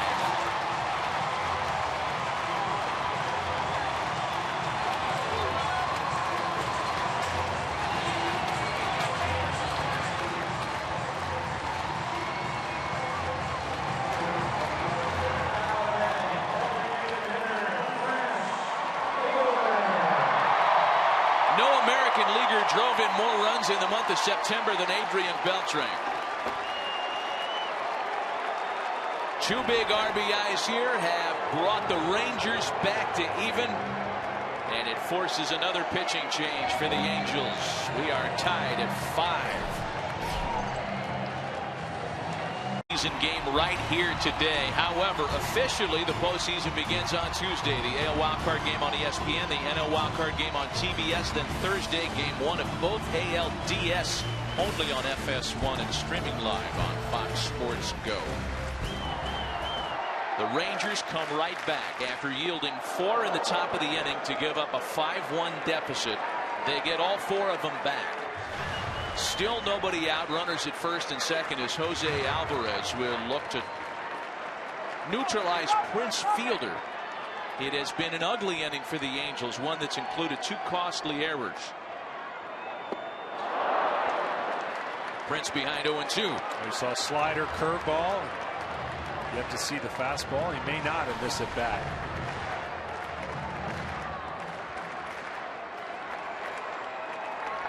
Notorious Angel killer and ex-Angel Mike Napoli waiting on deck with nobody out. The 0-2 to Fielder. Another breaking ball, 1-2. Well, you hate to say this all started with a walk, but you sense that the long wait and the rhythm that just changed for Santiago, and then the inability to make a play, although be it on the soft line drive and then a couple infield ground balls. They didn't even get an out. It's one thing to not turn 2, but not get 1 out is tough. And a swing and a miss. Fielder goes down on strikes for the first out of the inning. That was just really good job pitching. Went away. And then he kind of sneak attacks some fastball in. Late swing. Couldn't foul the ball off. Pitcher's pitch. So here's Mike Napoli, who's been quiet today so far, 0 for his first 2. We talked about the damage Napoli has done at the Angels' expense ever since leaving Anaheim. No player in Mike Scioscia's managerial reign has done more damage against the Angels than Mike Napoli. It even extended this year to his Red Sox season, and Mike did not get off to a good start in Boston this year. Yet he was 8 for 19 with 4 home runs against the Angels.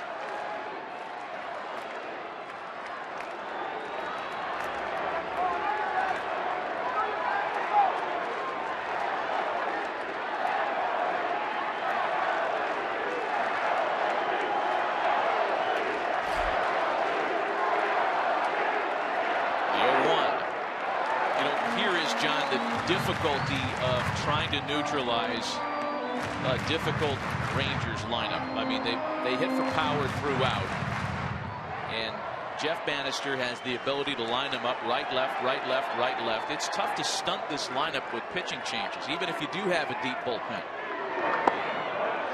Especially in a best-of-5 series where your roster has to be more traditional. Of course, here in September, you can have as many of those guys in the pen as you like. He's one of the most disciplined guys at the plate. He's going to average right up there with the most pitches per at bat. He works the count, looking for the pitcher to make a mistake and deliver that blow. 2 balls and a strike. Runners at first and second. And it's 2-2 now. One of the big plays in the inning with Rougned Odor aboard at first. Robinson Chirinos sends the ground ball to third, and then the slide into second that came late. Johnny Giavitello took a spike in the leg. Freese charged with an error, one of 2 errors by the Angels this inning.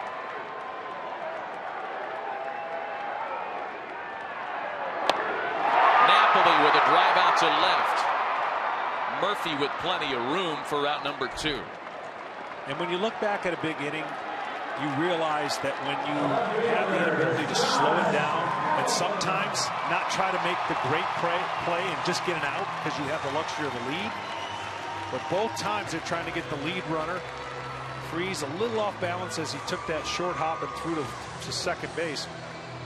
The Angels did this yesterday, and Weaver was able to wiggle out of that inning in 2 consecutive plays at shortstop, and unfortunately it caught up to the Angels today. Here's Josh Hamilton now. He homered against the left-hander Santiago in the second.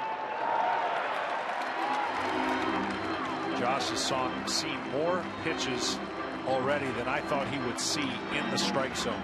This is a guy that at times will swing as soon as the pitcher releases the ball. That's when you know you never have to throw a strike. The 9th Ranger to bat in the inning. 1-1. See, from this point on, I'm throwing off speed. Breaking ball, curveball, slider, something. Once you've established you've got that strike, start sweeping the ball away from it.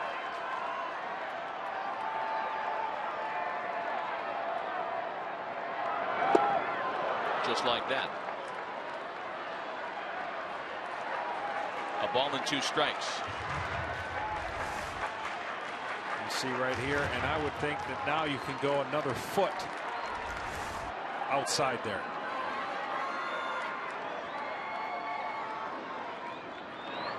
Jose Alvarez with 3 big outs to minimize the damage. However, as we said in the top of the inning, the damage done by Adrian Beltre and company to the tune of 4 in the 5th to tie it 5 apiece.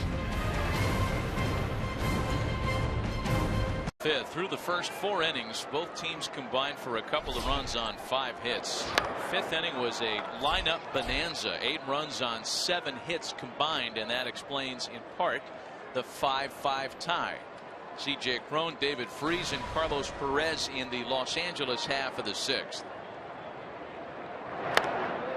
That's just unbelievable. With all at stake at the game, for this game, for the Angels' roller coaster of emotions. They've been through this the last 3 weeks. 5-1, feeling great.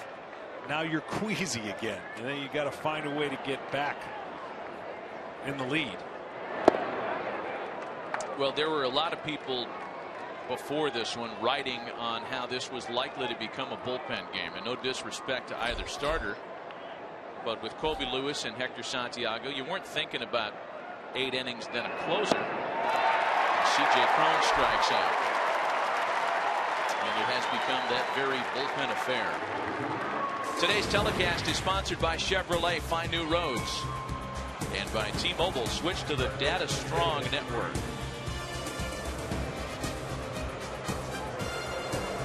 One away for Chichi Gonzalez, and that'll bring up David Freese, who started the 4-run rally in the 5th with a base hit against Colby Lewis. Gonzalez, you can just see the rhythm now, and he knows he's got the ball for a little while, possibly, if he can keep pouring in strikes, going through these right-handed hitters.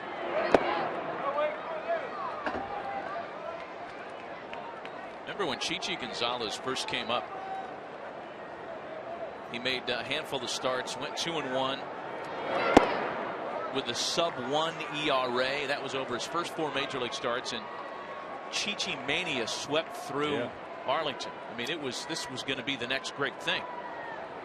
Then there were some road bumps. There was a reassignment back down to the minors. I think at the end of the season, he'll be remembered for being the only Ranger to win games as both a starter and a reliever, and he'll be considered a very valuable swingman.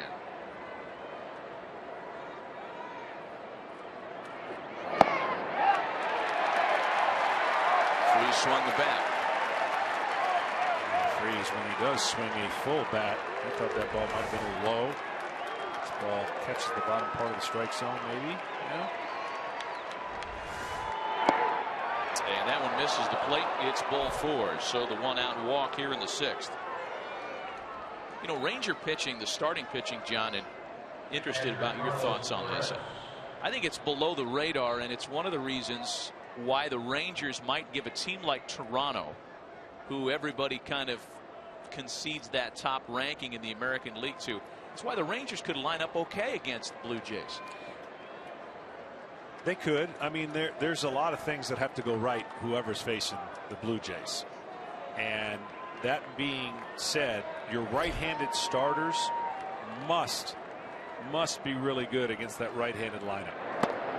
So a guy like Gallardo, who's had some good games against the Blue Jays, the experience of a Cole Hamels, unless he's of course got to be pressed into duty tomorrow, but the Rangers are an interesting team once they get to a series. You know, Derek Holland, of course, occupies an important role in the Rangers rotation. He's one of the 8 guys that's a holdover from the last World Series roster. The Rangers have got to worry about, well, A, winning the division, and if they do so, then they got to worry about Kansas City first. But if you look a little forward, and we in the media are tempted to do that always, Texas and Toronto would be a very interesting matchup. 2 big high-powered offenses.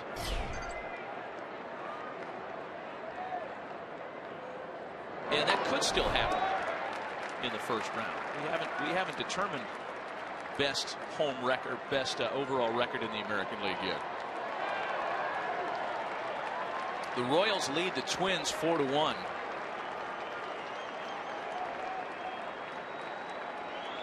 Toronto has the tiebreaker, so if things finish in a tie for best record in the American League, that home field advantage would go to the Blue Jays.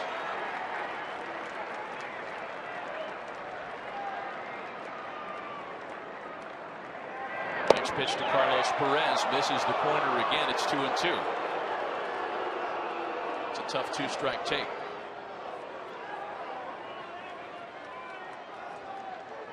Perez doubled in a run, then later scored himself in that 4-run 5th. Johnny Giavotella contributed as well. He's on deck next with 1 out and 1 on, a 5-5 tie in the 6th.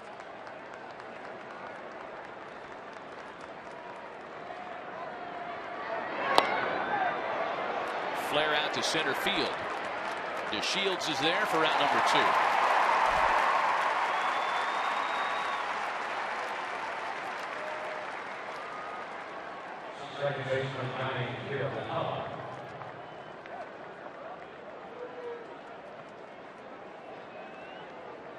Johnny'd like to probably get some retribution back to an inning that caused him some pain, and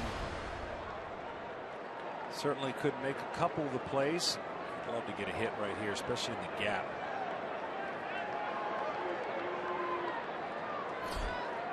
Giavotella flied to right and then singled in a run in the 5th and takes strike 1 from Chichi Gonzalez.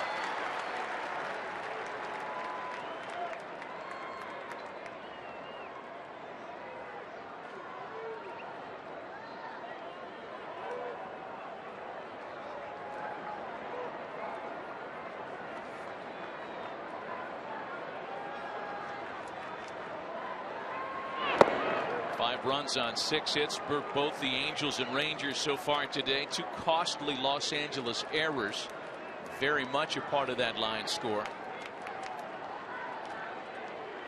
And a couple of starters who looked really good early today, Colby Lewis and Hector Santiago, neither of which could retire a single batter in the 5th. 4+ for both. There's a strike. 1-2 to Giavotella.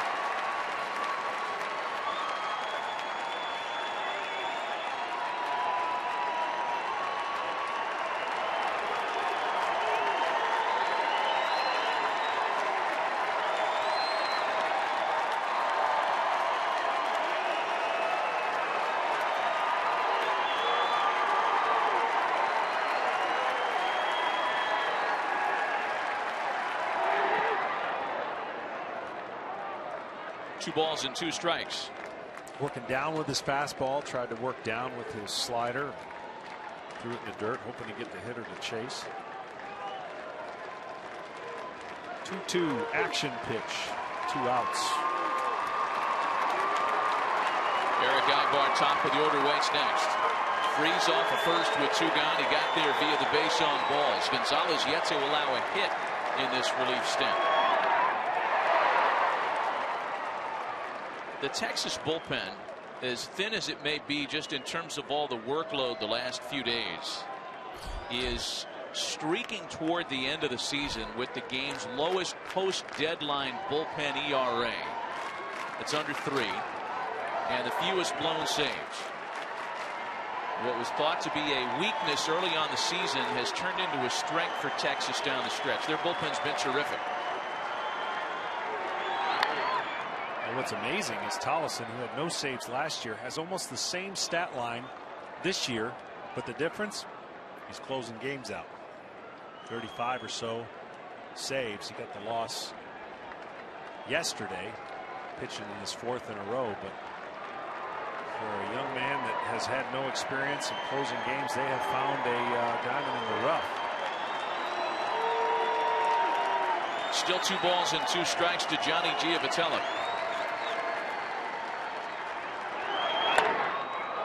Swing and a drive out to left center. That ball's well hit. Long run for DeShields. He's not going to get there. It's off the base of the wall. Here comes Freeze around third, headed for the plate. The throw back into third is in time to get Giavotella. The run does score. The Angels retake the lead as Giavotella's thrown out looking for that extra 90 feet. An exciting end to the top of the 6th.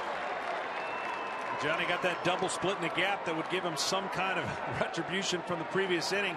And going to third base, he thought the throw at home was going to be closer than it is. That's what the read he had. That's why he was trying to get to third base. Mike Scioscia wants to take another look at this before everybody clears the field. Wow, it's awfully tough to tell even when you slow it down.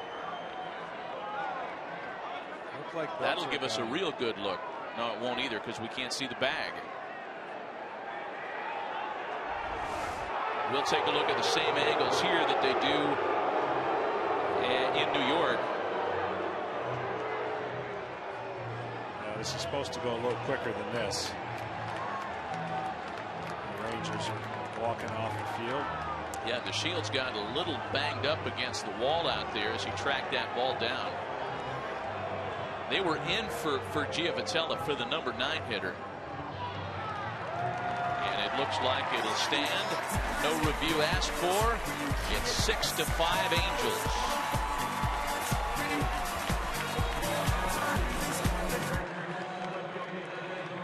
Half of the 5th, Angels get 4 in the top half. The Rangers counter, and then the Angels reclaim the lead on the RBI double by Johnny Giavotella with 2 out in the top of the 6th. It's a 6-5 game as we go to the bottom of the inning, and Mike Morin taking over on the mound for Los Angeles. Morin will face Elvis Andrus to start things out. Morin's got great arm action on his changeup, slider. You just saw the fastball at 95 miles an hour, a little bit jerky at times, but downward plane on his fastball.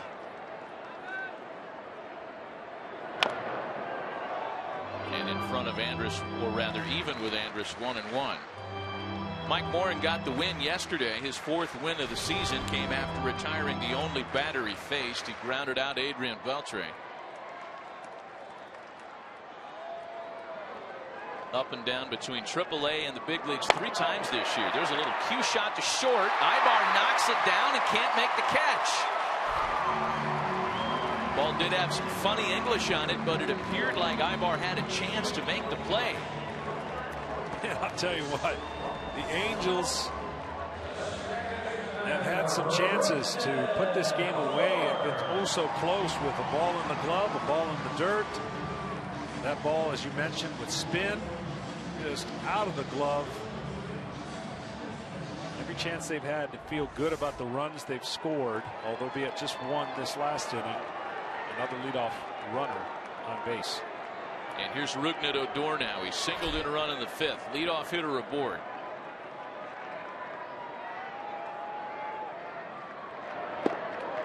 Breaking ball catches the inside corner.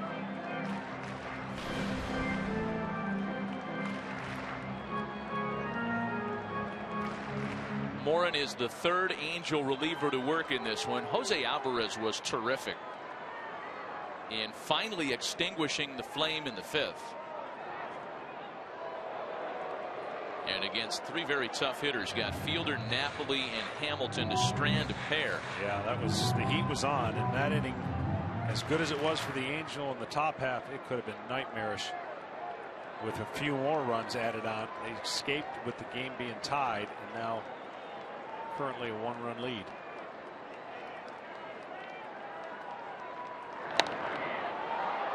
That's popped up. There's Freese at 3rd. And there's the first out for Morin. Let's see what's going on in the social world. And Jeff Bannister sending out some photos via Twitter, and in fact very proud of his daughter, who is a Baylor University volleyball player. This was sent out last month, and Jeff might have an opportunity, depending on how things go this afternoon, to take the 2-hour drive north to Norman and watch Baylor take on Oklahoma. Tag your post with hashtag #SwingDataData, and T-Mobile will keep the conversation going data strong all season long. 1 out, 1 on now for Robinson Chirinos.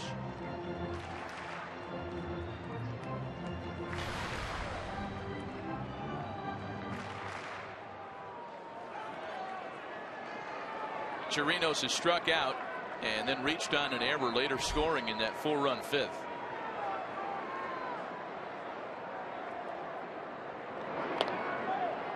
Just that good changeup right there. The ball just kind of floats in. He's got 94, 95, and then he throws 70 to 72 mile an hour changeup with a slider in between.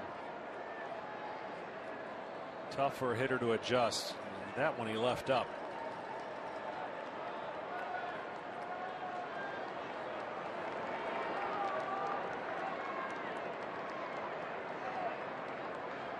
There goes the runner, and Chirinos sends it back up the middle on into center field. Andrus to third base easily. Jeff Bannister pushing the right buttons. Runners at the corners with 1 away as we send it back to Ryan Field in the studio for a game break.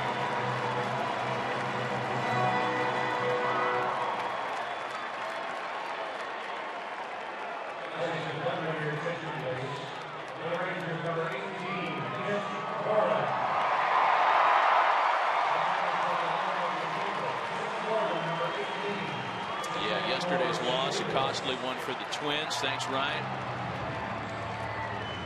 Again, the AL playoff picture. The Yankees lose 9-2 versus the Orioles. And that means the lead for home field in the American League wildcard game is 2 over Houston. Houston has the tiebreaker over the Yankees. So, I mean, just when we think we know what this postseason picture is going to look like, there are still so many moving parts. Tomorrow is going to be a fascinating day in Major League Baseball.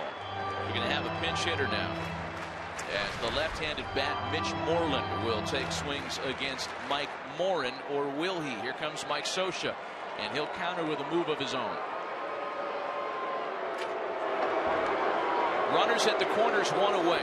Angels clinging to a 1-run lead as it suddenly feels like we're playing this one in Denver. I'll tell you what, there's going to be some strategy here. I don't know if the reliever is quite ready. Just getting up not too long ago, so it's either a stall tactic or some kind of strategy in how they want to play this with the infield back. Well, the Angels have got 4 left-handers listed in their bullpen. One of them's already been burned.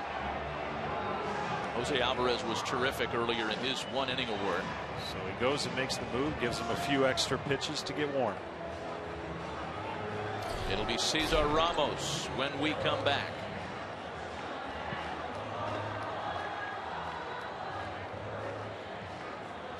Historic performances. Don't miss the 2015 postseason beginning October 6th. Go to MLB.com/postseason for a full schedule. And it's anybody's guess what's going to happen in the American League. As we just got through telling you, still a chance that AL wildcard game could be played in Houston. The Yankees have another ball game today, playing the second in their doubleheader. If they lose out and the Astros win out, then that wild card game is at Minute Maid Park. But on to the task at hand here. The Angels make another move to the bullpen. After Mitch Moreland was announced, Mike Scioscia counters with left-hander Cesar Ramos. Runners at the corners, 1 away, and the Angels hanging on to a 1-run lead. It would seem that this is a strange place to pinch hit for your leadoff hitter and a guy like Delano DeShields, who brings that speed element to the game. We're not sure if this has anything to do with it or not, but after DeShields collided with the left field wall last inning, he came off the field rather slowly. We got JP Morosi on the field. He can let us know as you take a look at DeShields again. This might be more about DeShields' status than it is a matchup.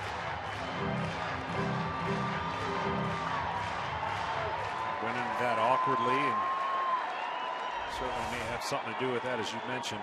For Ramos, you've seen his slider, really sharp 83. He's got a downward break to his curveball and a sink with fastball at 91.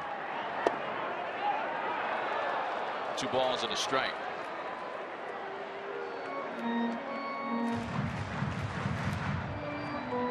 See the over top delivery, which makes that angle for left-handers facing him hard to pick up that quick breaking slider.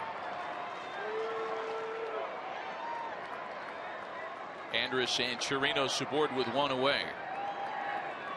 Ramos looking to dial up that ground ball. To 3-1 now. Shin-Soo Choo waiting on deck.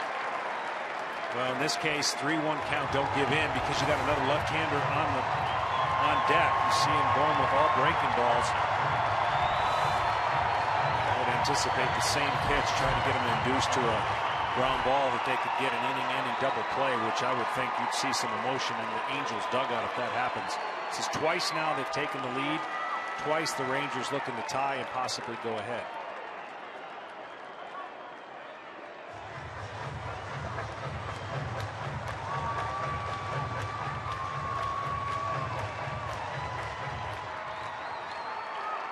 Matt Latos and Trevor Gott up in the Angels bullpen. A couple of hard-throwing right-handers, one who's come along lately. And there's ball 4.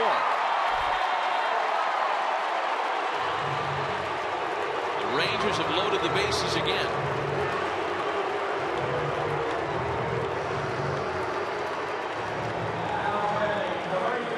It's going to be awfully hard if you continue in this formula for the Angels to skate through this game in this lineup when the bases are loaded or in runners in scoring position.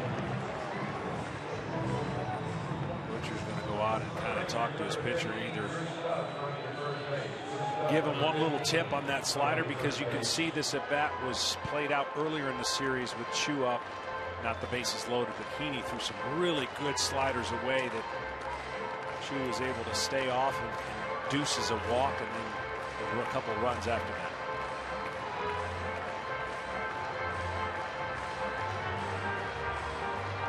The pinch hitter for Mitch Moreland is Drew Stubbs. He takes over at first base.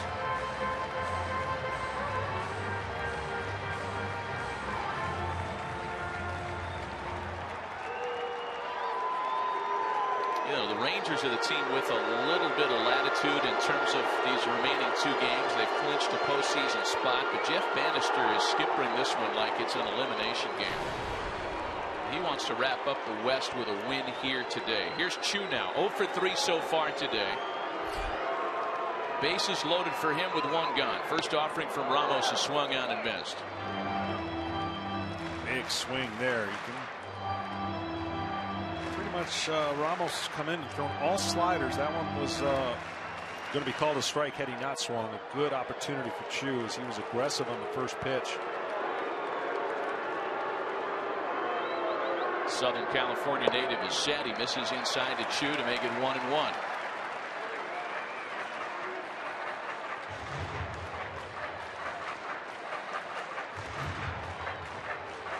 Andrus Chirinos and the pinch runner Stubbs aboard on base.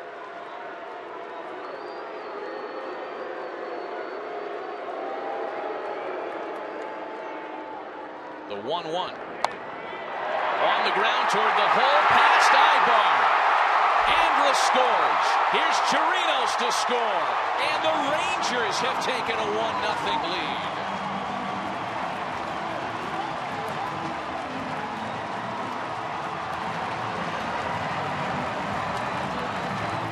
Texas goes back on top. That was the tough one if you're the Angels. You've got him pretty much shifted with Ibar up the middle. That's going to be it for Ramos. And almost a check swing. Ball hit into the shortstop. Normally where the shortstop would be, and an easy 2 RBI check swing single. Texas takes a 1-run lead, 6-5 Rangers. Another pitching change. We'll be right back.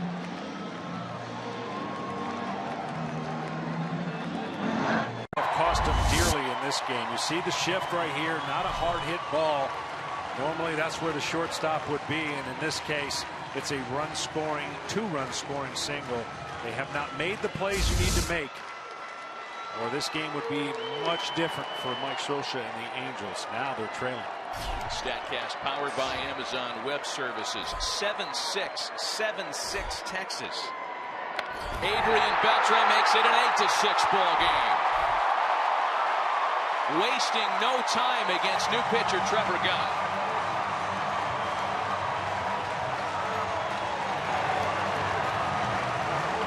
The third hit, the third RBI for Adrian Beltre this afternoon. Well, and the Rangers are one of the greatest momentum teams. They feed off of each other. Obviously, they can do it on the base pass. They've got the stars in their lineup. And right now, they're taking advantage of every situation that the Angels have given them. You cannot give a big league club that many outs in 1 inning, yet alone in the game. Here's Prince Fielder now, yet to contribute to an 8-run, 10-hit attack.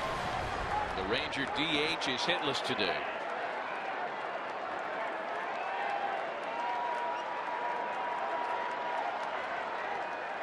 Chu and Beltre aboard, 3 runs into the inning. Fielder wraps it to second. Giavotella to Ibar, and the double play ends the inning. Not before again. 3 for Texas, and give the Rangers an 8-6 lead. The memory bank. Well, there's still time to change the memory today, but if things continue as such, this will not go down as one of the more fond memories for Erick Aybar, having a rough day defensively. Pitching change as Jake Diekman takes over on the mound. This is Erick Aybar's afternoon. Couldn't come up with a ball on a relay, one that just got through him that he was able to knock down, and then one that got past him. Perhaps trying to turn things around and contribute on the other side of the scorecard now. So it is Aybar that leads off against the lefty Jake Diekman, who takes over as the third reliever used by the Rangers today. Drew Stubbs takes over in center field for Delino DeShields. Well, this is a big part of the trade as well. I mean, this guy slings it, throws across his body.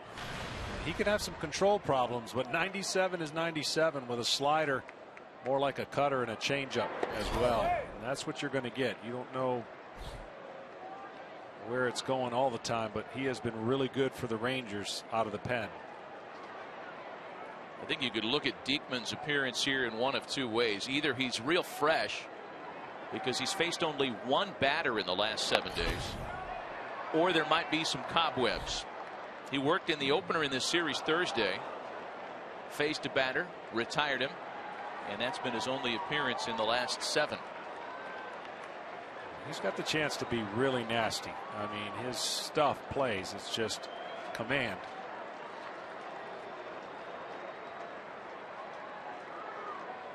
A ball and 2 strikes to the switch hitting leadoff man Eric Aybar. That's punched to the right side. Odor has it. And there is one away for Diekman and the Rangers.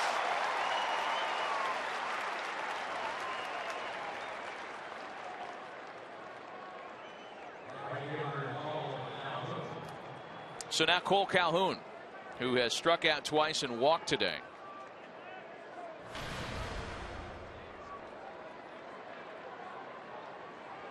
Kansas City continues to lead in Minneapolis. That's a 5-1 game in the top of the 9th. Again, we reported on the Yankees losing the first of 2 to the Orioles today. That doubleheader being played in Baltimore after the rain on the eastern seaboard yesterday. Nightcap to start in about 2 hours with Ubaldo Jimenez and Luis Severino. And that possibility still exists. If the Yankees lose 2 more and the Astros win 2 more for the American League wildcard game to be played in Houston. Well, it looks like it's going to be said, what an incredible year for Minnesota. Battled all the way through, unless they have a miracle rally in the 9th. The future's bright in Minnesota. Paul Molitor did a great job. Calhoun with a little nubber. Diekman is there to make the play. And there are 2 away.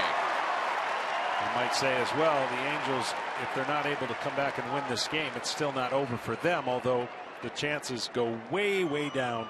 That would mean that Houston would have to lose the next 2 games. And of course, Anaheim or LA wins tomorrow. Both bullpens are hot, as you can see. This game was in the hands of the bullpens in the 5th. So here's Mike Trout now, and if you have to face Mike Trout anymore, you prefer it come in situations like this with the bases empty, 2 out, leading as the Rangers do. Trout doubled and scored in the 4th, drove in a run with a sac fly in the 5th.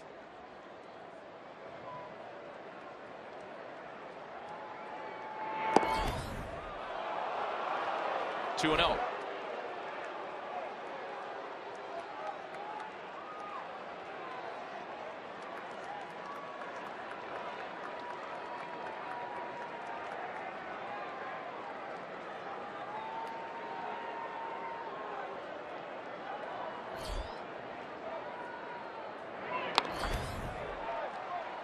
Diekman is cut right into that Chris Sale cloth of left-hander. There's nobody like Chris Sale exactly, but this might be as close as we have in the big leagues. Long, left-handed, slings it, terrific stuff. Yeah, both him and Andrew Miller combined could be the left-handed Chris Sale. 2-2. And much like Chris Sale earlier in his career, you talked about the occasional control troubles for Diekman. Sale has sailed past that. I beg your pardon. So after getting behind Trout, it's now even 2 balls and 2 strikes. Into right field, a base hit. Trout's second of the afternoon, and that gives Albert Pujols a chance to bat with a runner on.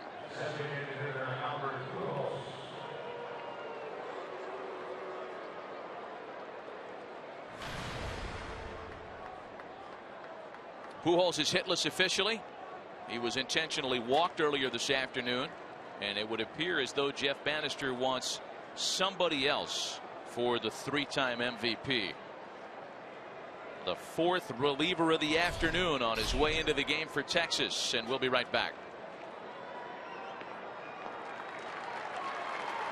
True HD quality on MLB.TV Premium. Watch every out-of-market game live on more than 400 supported devices. Real-time highlights, live look-ins, and more. Visit MLB.TV today. Well, right-hander and Los Angeles native Keone Kela takes over on the mound for Texas, trying to strand a two-out base runner against Albert Pujols here in the 7th. Breaking ball's in for a strike. Yeah, he has a 12-6 break, as you just saw right there. 96 straight over the top fastball. Kela has been very good, a big part of the Texas bullpen's success since the All-Star break. He's working on 16 1/3 of consecutive shutout baseball. That since his triple or his double-A recall in the middle of August. That's the second longest active scoreless streak by a reliever in baseball. There's that straight over the top break. Just don't want to hang that pitch to Albert. You get it there, that's an out.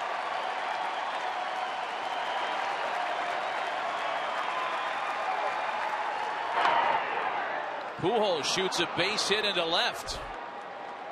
Boy, he picked that breaking ball off the dirt. Well, not so fast. If you get it there, it's an out. That is just anticipating the pitch and then reacting with a one-hand swing down. He knows it's coming, and you see him let go of the bat. That's all he's got left.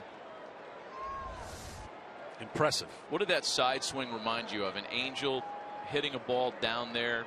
Vlad Guerrero about a decade ago in Baltimore hitting a ball that had bounced. He was the best of that too. All right, so now David Murphy with 2 out and 2 on. Murphy singled in the first run of the afternoon for the Angels, what seemed like it was a couple of weeks ago. They desperately need one more from him with 2 outs. However, it happens. He's been really good of late with runners in scoring position. 6 for his last 13 in situations like this one. How many times do you see it with the Angels? I mean, daily. The importance of the number 5 hitter. Trout and Pujols can only do so much. And Calhoun in the 2 spot.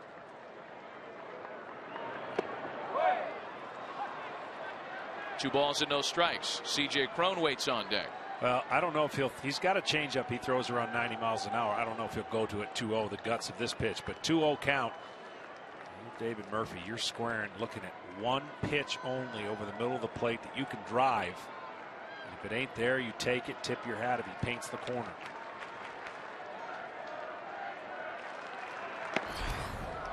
Fastball stayed high, and it's 3 balls and no strikes. Third base coach gets the left-hand finger for. Here comes pitching coach Mike Maddox along with the Rangers training staff.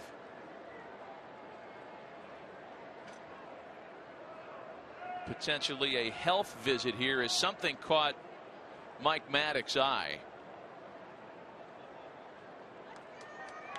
They are quickly shooed back into the dugout. Andrew Faulkner is up and throwing for the Rangers. Faulkner is the last available left-hander for Texas, I believe. Yeah, that is correct. They've used Diekman, Freeman, and Faulkner is now up. 3 balls and no strikes to Murphy. The 3-1.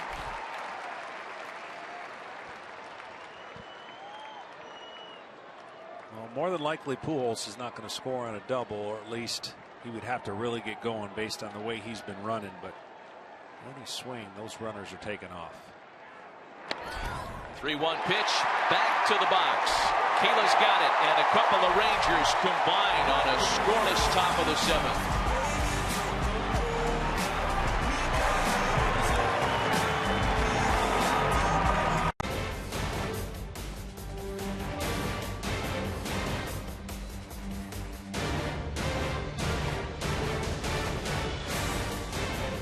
One of the highest scoring teams in baseball in the second half added again this afternoon. The American League postseason picture. The Rangers win today and they clinch an AL Western Division flag.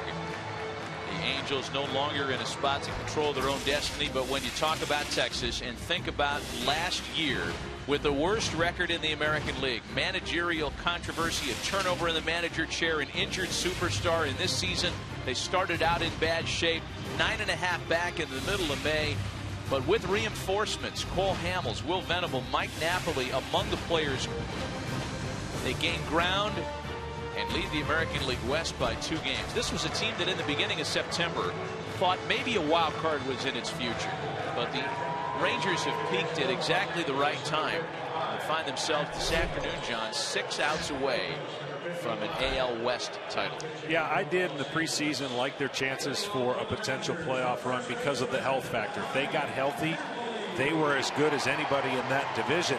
Last year, they just had so many injuries. It was hard to tell what kind of team they could have, especially their pitching staff. Colby Lewis went 4+ today.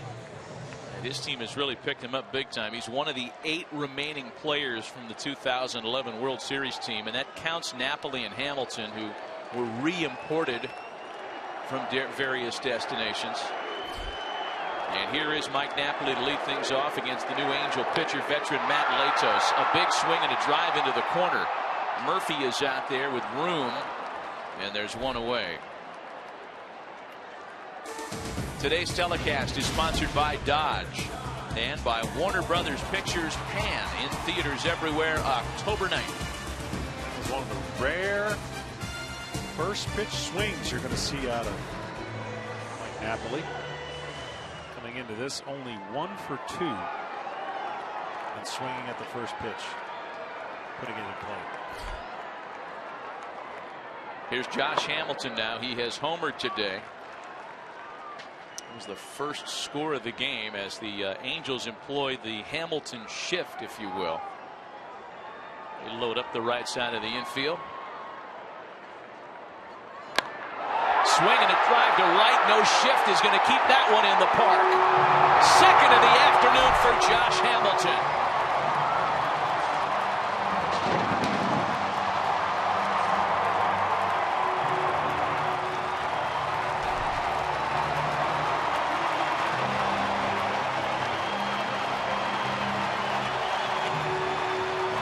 Come in bunches for him. Prettier swing when the contact is made and the results are a home run.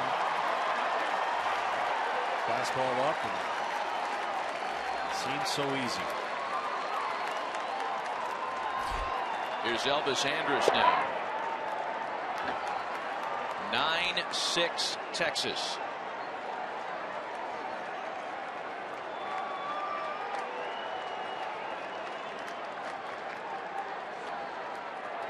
I just can't remember any other situation similar to this, to where we know other teams have paid salaries before, but where it has come down to where you're watching that guy beat you.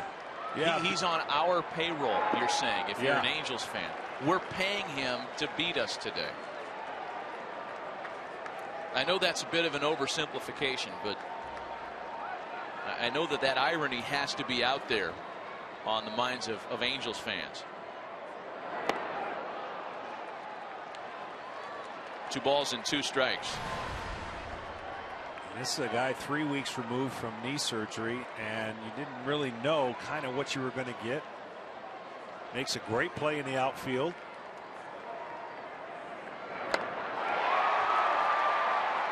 Andrus with a drive out to left for out number 2. 10th career multi-home run game for Josh Hamilton, and his 2nd this year. And here is the prettiness you talked about, John. Yeah, you see he's got a little bit of movement in his hands, and when he's going bad, his head's moving, and he's missing a lot of these pitches. But I'm surprised on how many pitches over the middle of the plate they gave him today. And then you see traditionally each club's got something they do when a guy hits a home run. Normally that's reserved for college when they jump outside the railing. Oh, not here. That's not here. Yeah. Here's Rougned Odor now with 2 gone. They do have a lot of fun, and it's fun to watch these guys not only rally together as the Rangers have, but on the field, in the dugout. Pretty good environment here. to 2-0.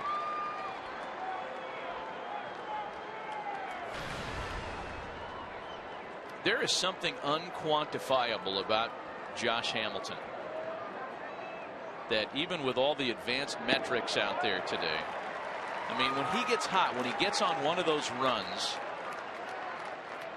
I don't think there's a set of statistics that can really justify his impact. I mean, that's the dice roll the Angels made when they signed him to that lucrative free agent contract. They wanted to buy into some of that magic. Well, as it turns out, maybe that magic is only reserved for this uniform, because he was not the same player in Anaheim that he had been here in Arlington. Well, there's a lot to be said for what looks good on paper, but changing environments and asking a player with his past and the comfort he had here, the system he had here, sure, LA was hoping it would work there and pay huge dividends, and it didn't. And so they decided to do what most clubs can't do, and that's bite the bullet and move on. And move on to knowing that somebody could very cheaply pick him up. And it just happened to be within their division, the Texas Rangers. But you know, the Angels have also, in their desperate plea to get into this race, have had to pick up some arms that were either released or not even done with their season. I mean, Latos is one of those, released by the Dodgers, 2 weeks didn't pitch. Jojo Reyes was in the Mexican League after going to AAA, signing with the Angels, out 3 weeks. Odor with a drive to right. And that one is gone.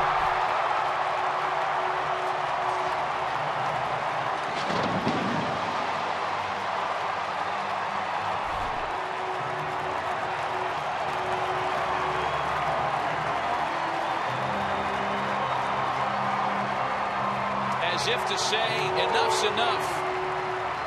The Rangers swinging big here in the late innings to take their biggest lead of the ball game, 10-6 Texas.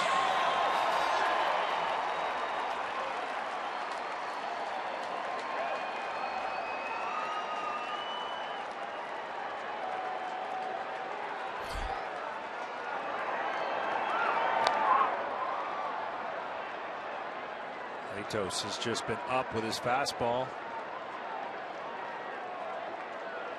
Doesn't have the same fastball, obviously, that he once did. Didn't work out with the Dodgers.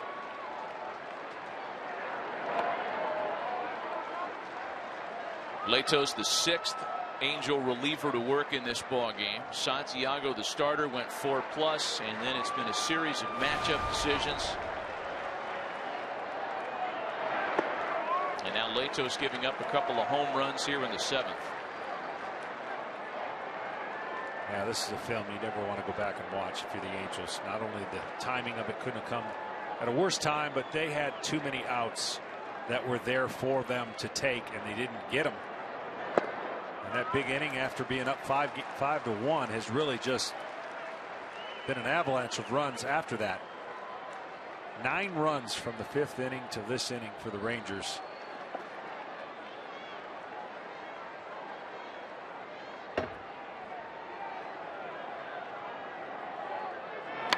3-1 to Robinson. Chirinos has popped up.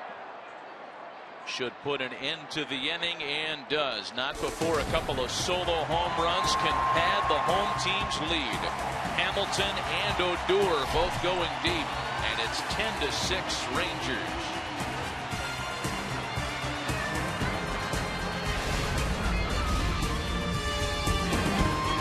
The 8th, Cron, Freese, and Perez. Angels hitting coach Don Baylor hoping that his Halos get back into the postseason. It was 36 years ago today that the Angels played in their first ever postseason game back in 1979, and that was Don Baylor's AL MVP year.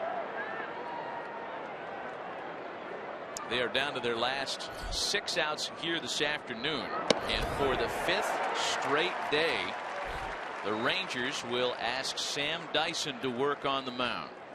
Well, they know what's at stake. He'll get nice rest if they're able to hold on and win this game.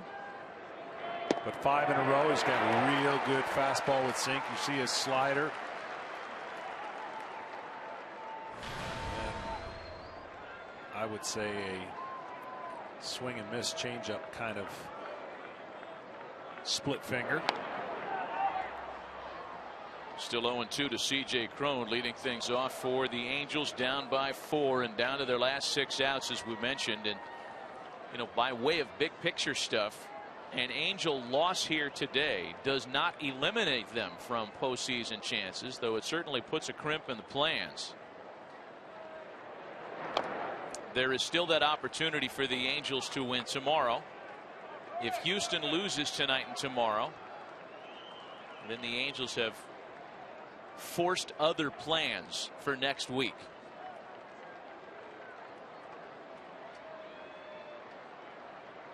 So they fail to come back today. That's what they'll be looking for tonight. They'll be watching the Astros Diamondbacks game with interest.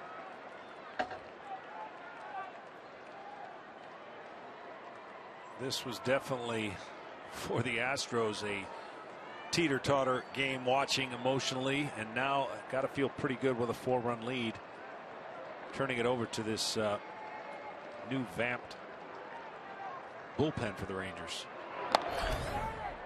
A little chip shot past Odor on into right field, so C.J. Cron is aboard to start things in the visitors' 8th.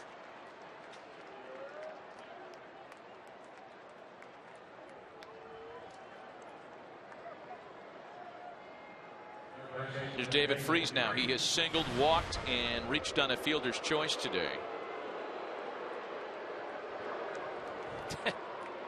David Freese is still booed here for his exploits as a Cardinal. Yeah, I can imagine.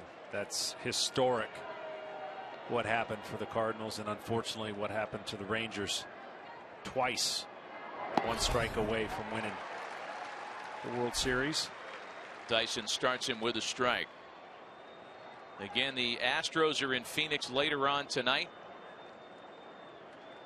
Colin McHugh and Jeremy Hellickson. If this score holds and Texas beats the Angels, and if Houston beats the Diamondbacks, the Astros have secured a postseason spot, and the Angels would be eliminated. And moving forward, I'd be very intrigued to see what the Astros do. Do they ask Keuchel to come back on short rest against all the left-handed hitters that the Yankees can throw at you?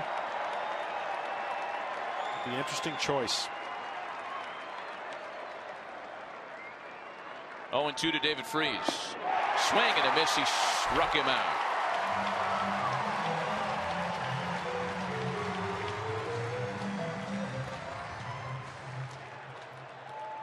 One gone for Sam Dyson.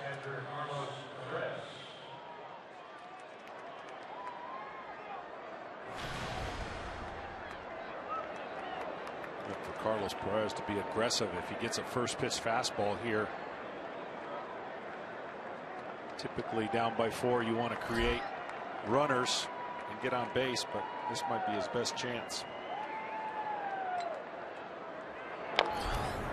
It's funny how you look back on those deadline deals at the end of July, and of all the big names that traded uniforms, I don't know that at the time we thought Sam Dyson from the Marlins to the Rangers and Jay Happ from the Mariners to the Pirates would turn into the perhaps 2 of the biggest trades of all. Yeah, you're right. I mean, there are some really good under the radar, trades that have affected ball clubs in a very positive way that could, without it, you would say these teams wouldn't be where they're at, or the chance of them going deep into the postseason. And so for the Rangers, of course, we talked about the health of their starting rotation being essential, but their bullpen has been much better.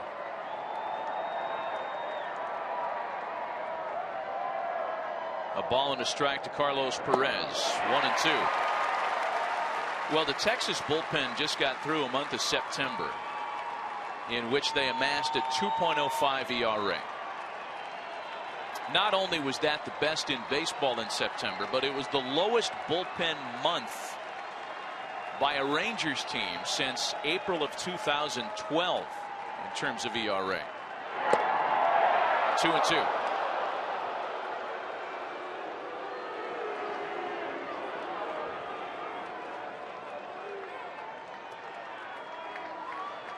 Johnny Giavotella next. 1 out, 1 on. Rangers up by 4, top of the 8th.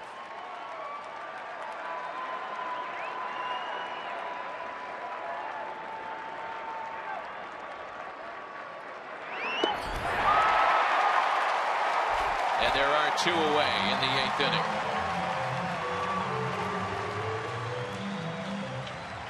Just a good combination. He's got a fastball that runs at 96 and then the off speed that changes directions. Hitter's nightmare.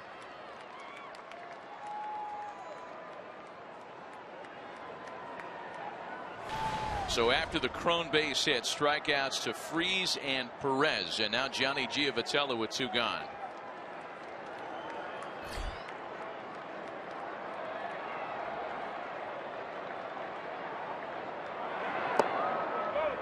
You know, the Angels got here to start this 4-game series on Thursday, a season-defining series, knowing that they had beaten Texas in 14 of their last 16. Great success in this ballpark. Texas takes the opener Thursday. Angels bounce back for a win last night. You're right, and as gutsy of a performance and run that the Angels have been on, when you look at everything, it wouldn't have made as much sense. They didn't have their arsenal of their rotation. They were almost, you could tell, a bunch of guys just gasping here, trying to everybody pitch in, everybody out of the pen. Offensively, they're not clicking. But they put together an impressive run when everybody said they're done. Yeah, no doubt. They are out, especially after that loss to the Astros. It was like, that's crushing, and we won't see them. And here they are fighting still, although be it 4 runs down. You got to credit their will to still be in this position. Giavotella tied up inside, swings and misses, and it's 2 balls and 2 strikes now. Less than healthy Weaver battles the other night. No C.J. Wilson, which is another subject. And they just didn't have their guys. I mean, Schumacher had to be shut down. They lose their closer.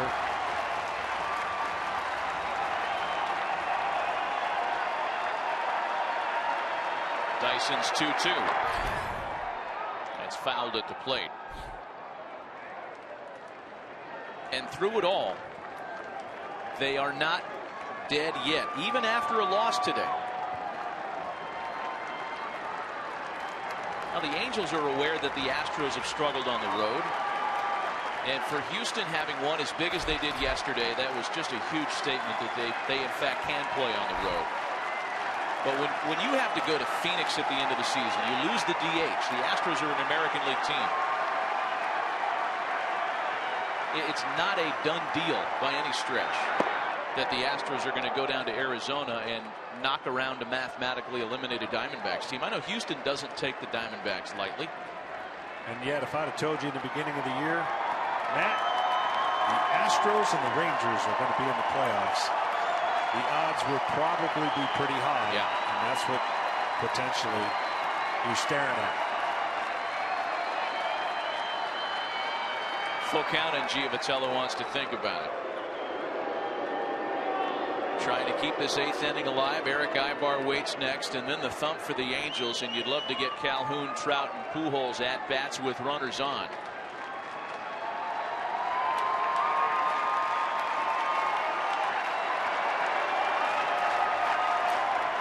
Thrown off the first, and the 3-2 is a called strike 3. After the base hit, 3 strikeouts against Sam Dyson, and the Rangers are 3 outs away from becoming AL West champs.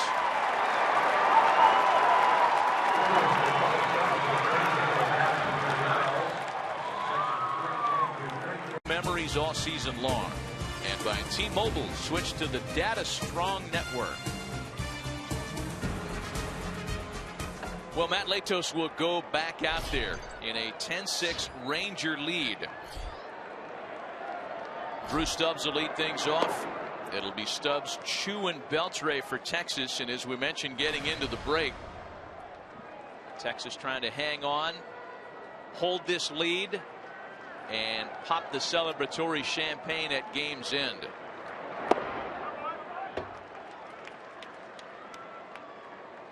Matt Latos came on to work the 7th and gave up a couple of home runs, and unfortunately, in doing so, becomes the first pitcher to allow multiple home runs in a game for 3 different teams since the 2013 season. That's tough duty for Matt. Yep. Has not had a lot of opportunity to stay fresh. The deal that sent him to the Dodgers at the deadline did not afford him regular starting opportunities there. Signed as a free agent by the Angels on Monday. And there's ball 4 to Stubbs.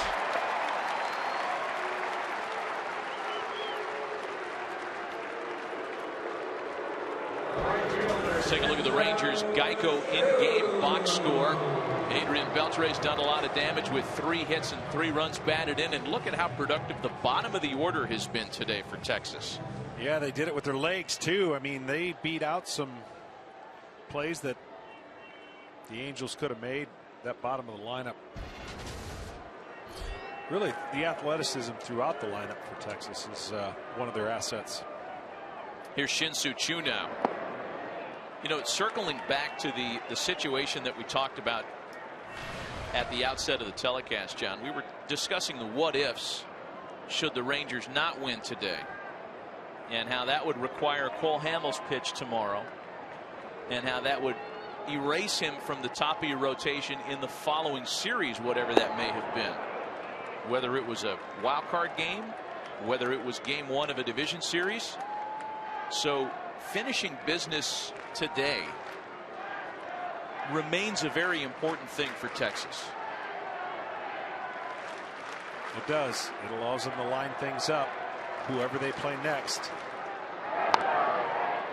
But I think back to this year, and I'm amazed, and I can't remember in too many times where Texas, Toronto, the Mets all made significant jumps, chased down their teams in a fashion where it happened, you know, pretty much in the second half. And all 3 of those teams now go into the playoffs after being about 8 games back at some point. It's pretty impressive. I know the baseball season's a long season, but what Toronto did and what Texas did in the American League after making trade deadline moves, I thought they both did it for the same reason. We can get to that second wild card spot. And both got to the divisional spot in the making. Well, Rangers general manager John Daniels told J.P. Morosi that Texas really wasn't interested in a rental player at the deadline for the reasons you just discussed. Runner goes, the pitch to Adrian Beltre skips, and Stubbs has second base stolen it. I don't know if Matt Latos has something in his eye or not. He's been going to his eye quite often here this last couple of moments. I think he's messing with a blister or something on his finger. That was a spiked curveball and or a spiked fastball, one of the two. Biting at something on his finger nail. 1 out runner in scoring position for Beltre, who's already driven in 3 this afternoon. A ball and no strikes to him. So we'll bring J.P. Morosi in on this because, J.P., you had the conversation with John Daniels. If you're not looking for a rental, but you're looking to get better at the break, you're the team, the Rangers, that comes from the low grass, and you win the Hamels sweepstakes and take him in front of everybody's noses when we all had him going to places like Toronto and Los Angeles and Kansas City. And moreover, Matt, remember there was some conversation back in late July that the Rangers would trade Yovani Gallardo and actually become a seller. Now, John Daniels told me that they did have some conversations with clubs that had inquired on Yovani Gallardo, but no deal ever came close, and their focus was, Matt, to get started early on their offseason shopping. That, of course, included an ace pitcher, and it turns out 2 excellent relief pitchers as well. If we were to go back to July 28th, to John's point, and JP, we can keep you involved in this conversation as well. July 28th, both the Rangers and the Blue Jays, for that matter, were 8 games out of division leads. And on that night, Texas lost to the Yankees 21-5. So to think of where the Rangers have gone since then, with those acquisitions, with players playing well, players that were already here, guys like Chu stepping up. Odor came back from a reassignment and had a big second half. It's really an underreported turnaround this year. Beltre back to Latos, who checks the runner and then gets his out at first base. So 2 gone here in the home 8th. Comes Mike Scioscia.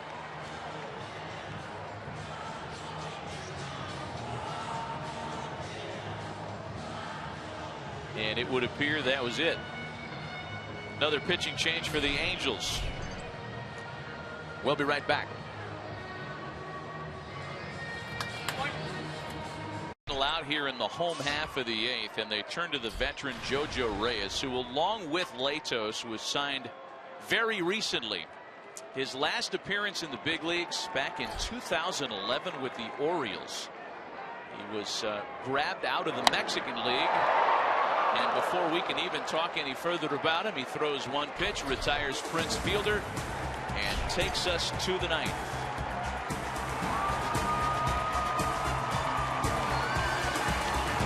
Courtesy of one player, Josh Hamilton, a pair of solo home runs, a part of a 10-run, 12-hit attack. Hamilton's 10th career multi-home run game.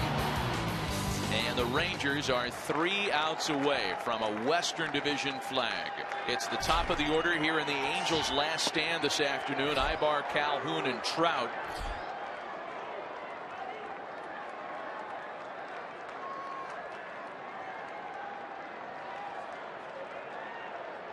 Sean Tolleson on in the 9th.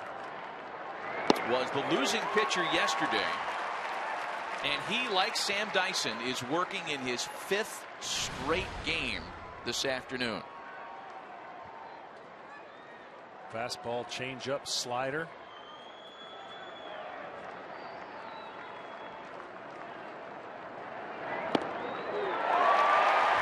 High changeup called for a strike, I don't think. He was pretty happy with that. Pretty impressive job for Tolleson. Fastball's pretty straight. Doesn't throw it 96, 97 miles an hour. Spots it. Uses his changeup to keep the hitters off balance. And a slider.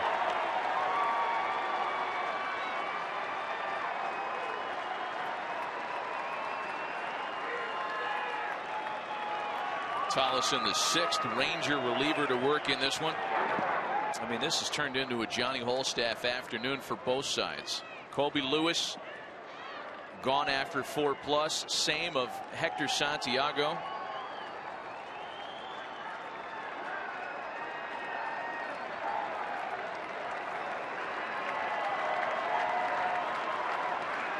Two balls and 2 strikes, the count to Eric Ibar. Swing and a drive, well struck out to right. Chu is back, and that one is gone. Eric Ibar with a home run, just his 3rd of the year. Makes it a 10-7 ball game.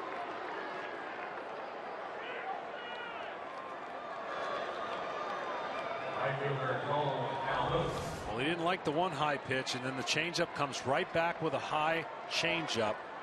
Not enough to where he gets the hitter out in front, stays back, and in right field, we know hitter's heaven there.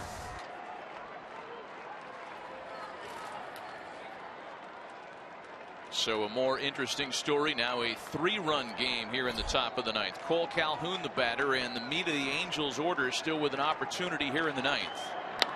Calhoun follows with a high drive to deep right, and that one is gone. Top tank. The Angels go back-to-back to start the 9th.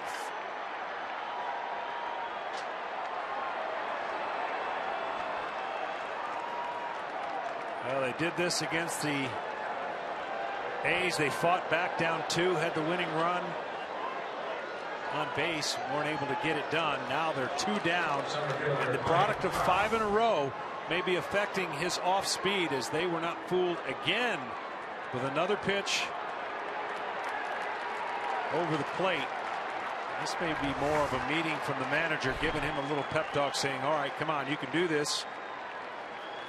Or realizing he doesn't have his stuff, coming in with a 4-run lead. But again, we talked about 5th straight appearance. Ross Ohlendorf is up in the bullpen after the closer, but again, 5 straight. They're going to make the move. That's it.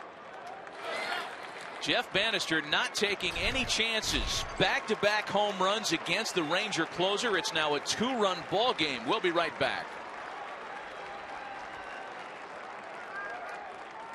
A 10-8 ball game, and with nobody out in the top of the 9th inning, Texas goes back to the bullpen again after their closer Sean Tollison allows back-to-back home runs to start the 9th. It'll be the veteran right-hander Ross Ohlendorf to try to finish off business. He's got 1 career save to his credit, and that came earlier this year against the Yankees. Mike Trout, Albert Pujols, David Murphy, all with opportunities here, down 2 in the 9th after the 2 home runs have made this a much more interesting story. And a breaking ball's in for a strike to put Mike Trout behind 0-2. A little bit of the old-time windup as you see him. Arms, glove, legs.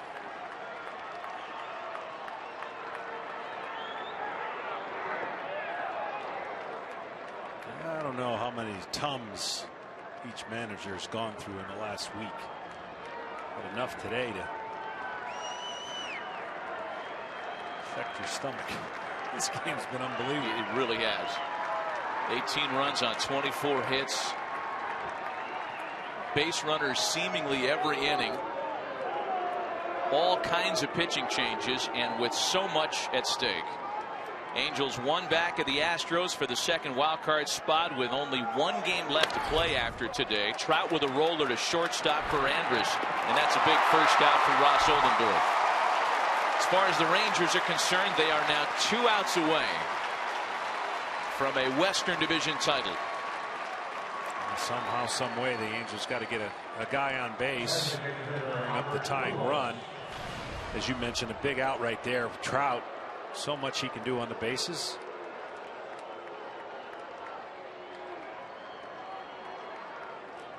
Here's Albert Pujols now. He's been intentionally walked in. He has singled today. Normally he takes this pitch, but I would think he could be aggressive. He takes a fastball for a strike.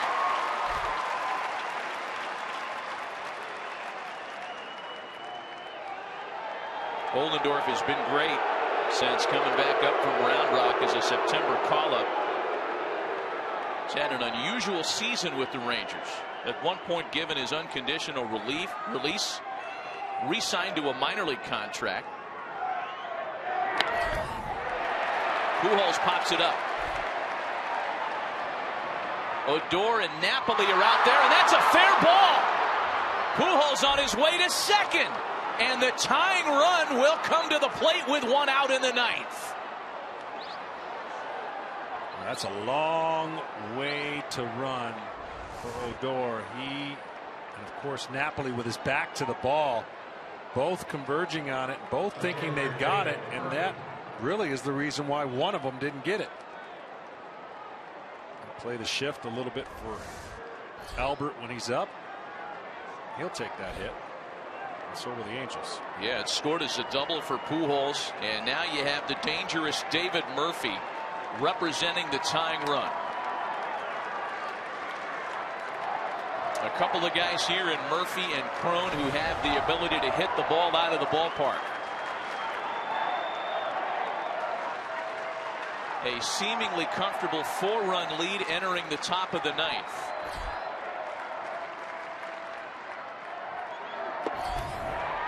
Fastball misses to Murphy. Murphy singled in the Angels' first run of the ball game. It came in the 4th. It tied it at 1, and so much has happened since then in a 10-8 dialogue. A ball and a strike. You get the sense in the stands today, John, because there are a lot of fans on their feet. There's this nervous anticipation. A paid attendance of just over 37,000 today.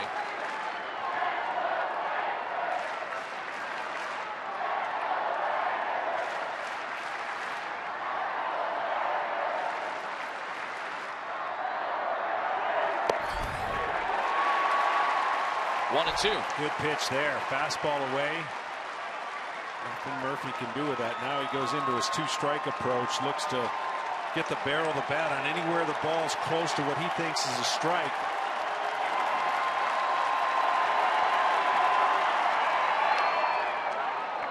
This is 4 consecutive at-bats for David Murphy with the runner in scoring position.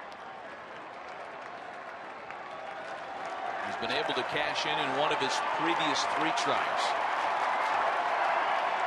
Battling a ball in 2 strikes.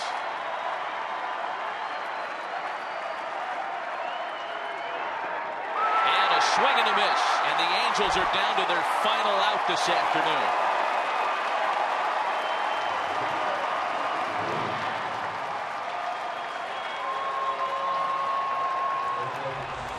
That's about the pitch that you have to make. The ball's got to bounce. Sometimes he might even hit that, but you can see that's the one blind spot he has. And now the cat and mouse game of what do you do in the very first pitch here where a hitter's looking to drive a fastball. I don't think you try to get ahead just for the sake of getting ahead. C.J. Cron is 1 for 4 today. He went with the breaking ball.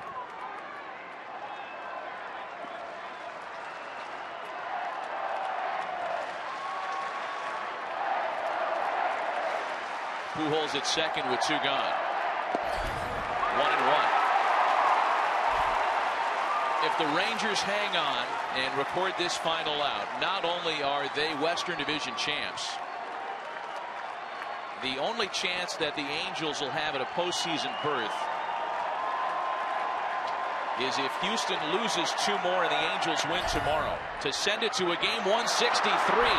Angels aren't dead yet. Here's Pujols to score in front of the Cron base hit. And the go-ahead run will have a chance in the form of David Freese. More than likely a pinch runner, and that's what they're going to do. Freese is not a popular name around here, and his heroics with the Cardinals, and he's been a hot hitter for the Angels. Mike Maddox going to go out and try to talk him through this last out. Woo, man. But David Freese is a villain around here for good reason. You talk about how Ranger fans are familiar with his heroics. It was Game 6 of the 2011 World Series. David Freese wins it with a home run.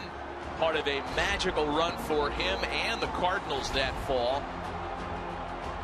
And all at the expense of a Ranger team who got there in back-to-back years without having a World Series ring to show.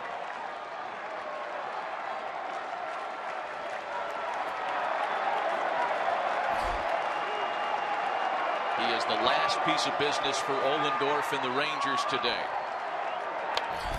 Freese lines to left, a base hit. Runners at the corners with 2 out in the 9th. Unbelievable. I mean, honestly, if you blink, you think you're in Denver. Yeah, they're in Arizona saying, turn the TV back on. You ain't going to believe this. 4 runs in the 9th, 2 home runs to start it. This has all the feel of a Coors Field afternoon. And this has really been what the Angels have been doing. I mean, they've come up short on a couple of these instances, but they don't ever give up. And they've had these kind of gut-wrenching games where you're going to see a dugout explode if they're able to get this tying run in with their playoff lives really hanging in the balance. So runners at the corners. 2 out. And Carlos Perez the batter. He's been aggressive, so look for a breaking ball first pitch.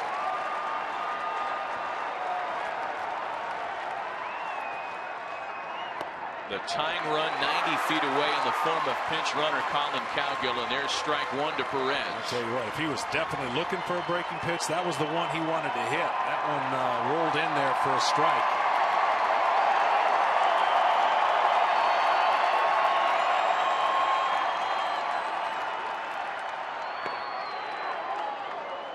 You can see now the tension of Ohlendorf and everything that's at stake. He knows he's out there for pretty much to get it done here with 2 outs, and his team will erupt coming out of the dugout. He can get this 3rd out. 2 balls and a strike now. Well, there's no telling what the Angels will look like defensively should they tie it here and have to play a bottom of the 9th. Colin Cowgill's the pinch runner at 3rd. Caleb Cowart the pinch runner at 1st. And that's a problem that Mike Scioscia will gladly take.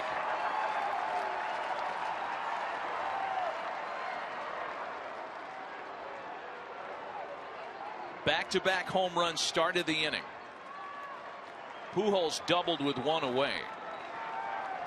Cron had a big RBI single. Freese has singled. It's made it a 1-run game. That is a foul ball. And now the Angels are down to their final strike. Wow, you could see there. Oh, wanted that to happen right there. 2 strikes. More than likely it's going to be a breaking ball. You would think he's going to throw it in the dirt. The catcher's roll here is going to be huge. The jump for the runner at 3rd. He's got to read the play. And of course, the hitter's got to recognize it, whether it's a strike or a ball.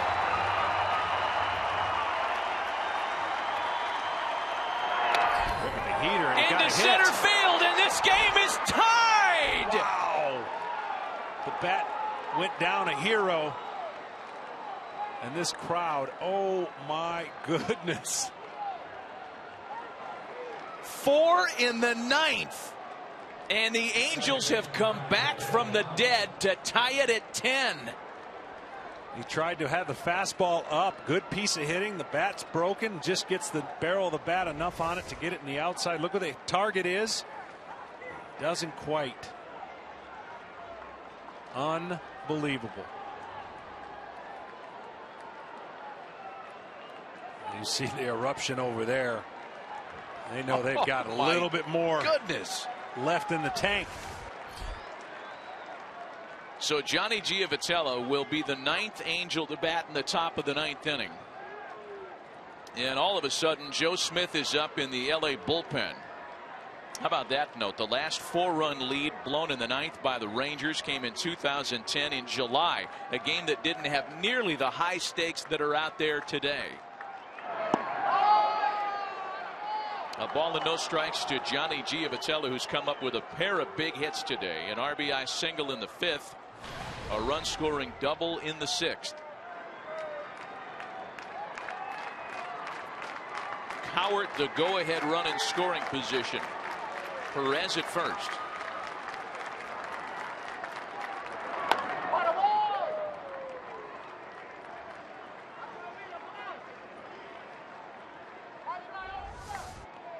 Watch Sean Tollison in the Texas dugout hang his head. He gave up 2 home runs that started the inning.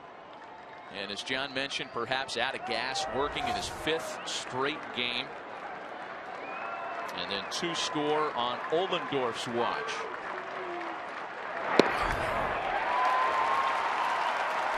A ball and 2 strikes.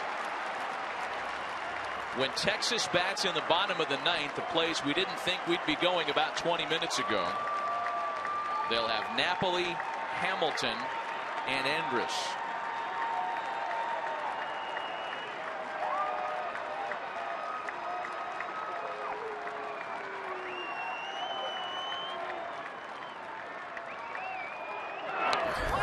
Check that for the Rangers. Will Venable came in defensively. He's out there as we speak. So it's going to be Napoli, Venable, and Andrus in the 9th.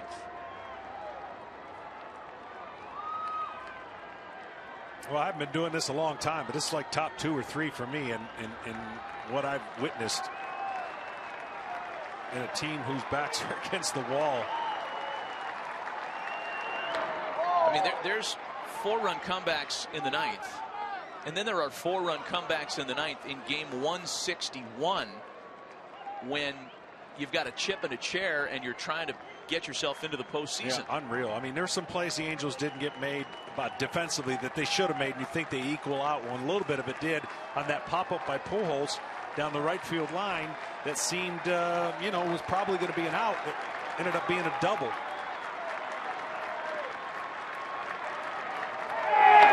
And Giavotella hanging around. Giavotella claiming interference there. Well, the Angels are also talking about a balk on his inability to come to a stop, I would believe.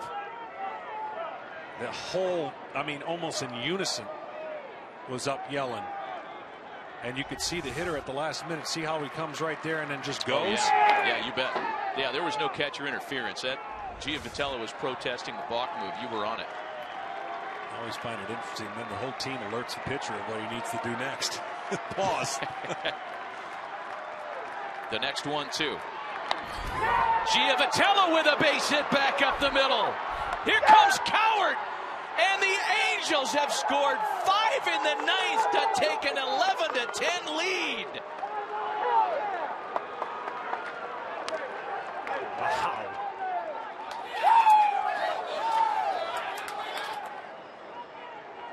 $37,000 plus stunned at Globe Life Park this afternoon.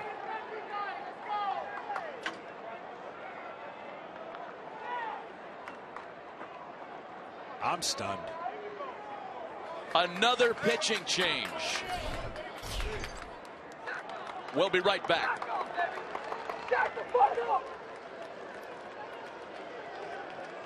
Most unlikely leads of their season, and that man Johnny Giavotella, who's sitting on the bench, has been a huge part of the dialogue today. Ross Ohlendorf is among the shell-shocked on the home side.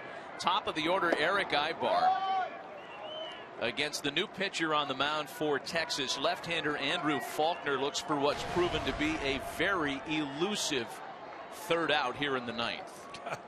I'm just telling you, the Angels have been on both sides of this now. The Astros did them in with 2 outs, nobody on in the ninth. The most unreal at the time game I had ever seen under the circumstances, and I gotta believe this trumps it temporarily if they're able to hold on. I think regardless of how this one ends, this would trump it. I mean, this has just been an absolutely wild afternoon. Pitch to Eric Aybar, misses inside, and Faulkner's fallen behind. 3 balls and no strikes. It was Aybar who started this 9th inning comeback with a solo home run against closer Sean Tolleson. The very next pitch, Cole Calhoun hit a solo shot. Then the pitching changed to Ohlendorf. 3 more runs would score to give the Angels a 1-run lead. And now Los Angeles has loaded the bases after ball 4 to Aybar. Grounds crew's got work to do after this game, not with the actual infield. It's with the path that's being worn out between both dugouts and the mound, because there have been a slew of meetings and pitching changes, and this game is one for the archives to I don't even know, keep. I guess only one team's going to keep it.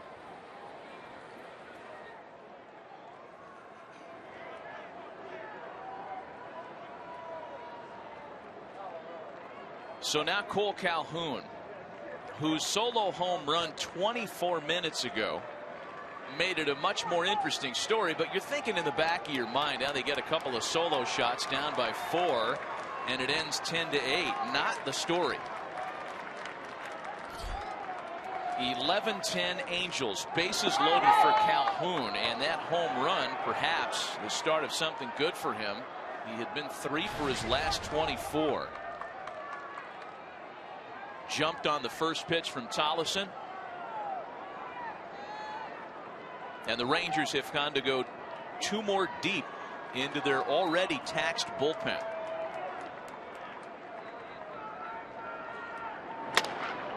Broken bat out to first base to finally retire the side. The Angels score 5 in the ninth. We go to the bottom of the ninth inning, a brand new story. The Angels have a 1-run lead.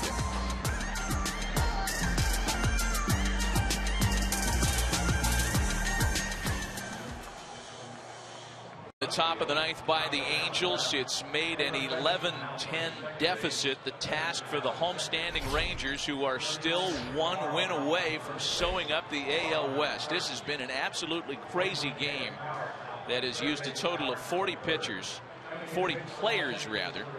Seems like 40 pitchers. It does, doesn't it? The Angels go to their ninth pitcher of the afternoon. It's going to be Joe Smith to try to send the Angels home winners with a bunch of changes to post for you defensively. Mike Napoli, Will Venable, and Elvis Andrus scheduled for Texas. Smith was absent for much of the great September run by the Angels. A foot injury on September 17th at Minnesota had him on the shelf. He has come back to make a couple of appearances at exactly the right time. Faced a batter Wednesday in his first appearance since the injury, and then recorded a save last night with a perfect ninth. Well, he's nasty on right-handers. Sidearm, you see he's got a sweeper and a good firm fastball. And a whole jolt of energy has gone through his body at this moment. Because there's no way he could have been down there thinking that this is a reality. Down 4 in the ninth, you're kind of deflated, and then all of a sudden, as you're warming up with 2 outs, hit after hit, and the moment they took the lead, there's no way to explain what a closer's adrenaline rush goes through when you know you're coming in with the lead after an unexpected inning.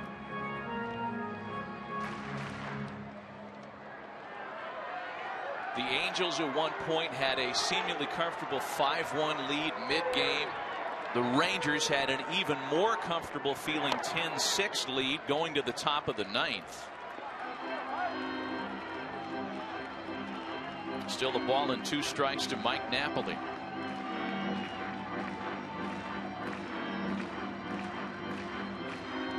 Again, a score flip-flops like this in July, even in August, the stakes aren't nearly as high as they are today. Napoli with a sharply hit ground ball to third, and that's a foul ball at the plate. Bunch of changes, as we mentioned, for the Angels.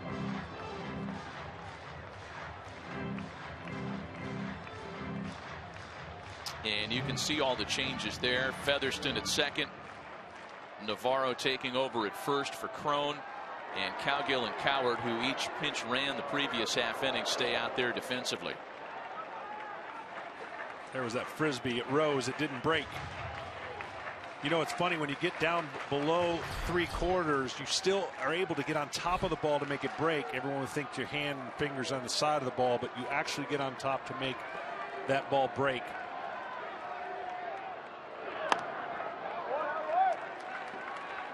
Napoli giving Smith a pretty good battle here, still 2-2.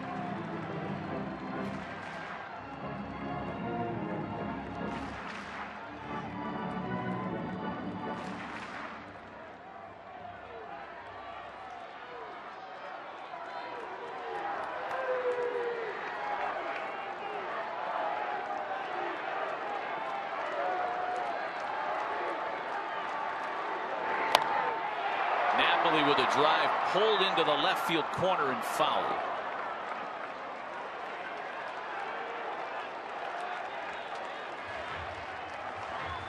At some point today, somebody is going to get 27 outs. You could look at a scorecard here, and from mid-game on, ever since the bullpens came into play, there has not been a 1-2-3 inning. That's a fair ball. And Napoli is retired for round number 1.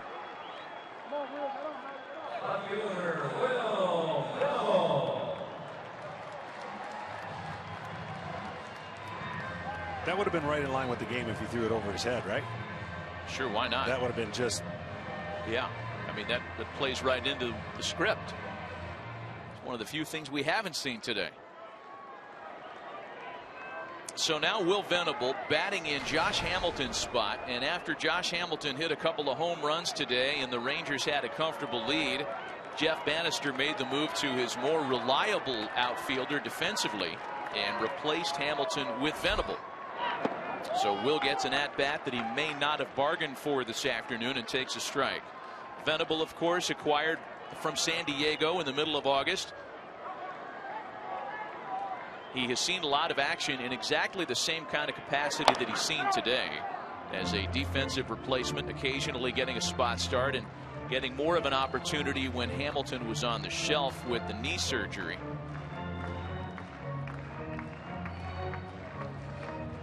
Smith with the lower body. Anytime you have a lower body, ankle, anything lower half, can always be a struggle for a pitcher to get down through mechanically. Not to mention an ankle.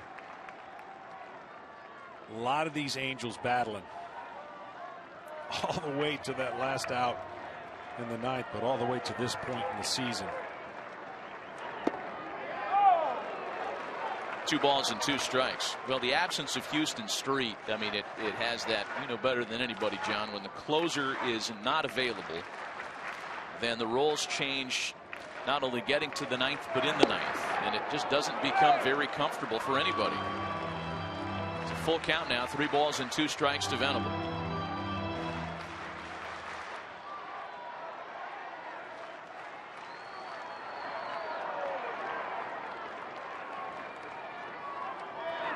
A swing and a miss, and the Rangers are down to their final out this afternoon.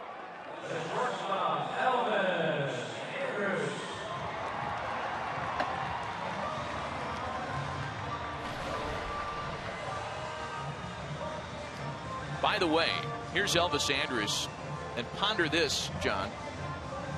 Your former teammate JoJo Reyes is in line for the win today. He threw 1 pitch. He threw 1 pitch. He hadn't thrown a single pitch in the big league since 2011.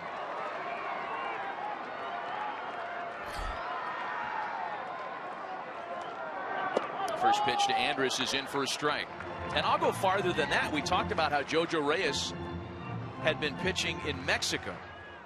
He hadn't thrown a pitch anywhere in 29 days. Yeah, over 3 weeks. He said he had gone into the gym a few times and worked out, but he hadn't thrown. And they said, well, what do you think? And he said, we got to work on a couple bullpens, and we got the kinks out. Texas down to their final strike this afternoon. Andrus keeps it alive with a base hit back up the middle. Boy, he has had a nice afternoon.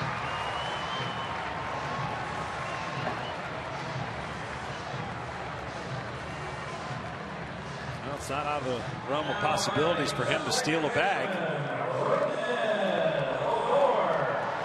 2 outs, why not? Magic was happening in the top half of the inning. Angels get this victory. They're going to bring back Richards on 3 days rest for tomorrow's game. Yep. And of course, Cole Hamels for the Rangers.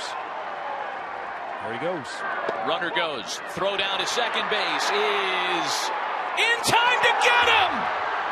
Andrus slid off the bag, and that's how the Angels complete one of the more amazing comeback wins this year.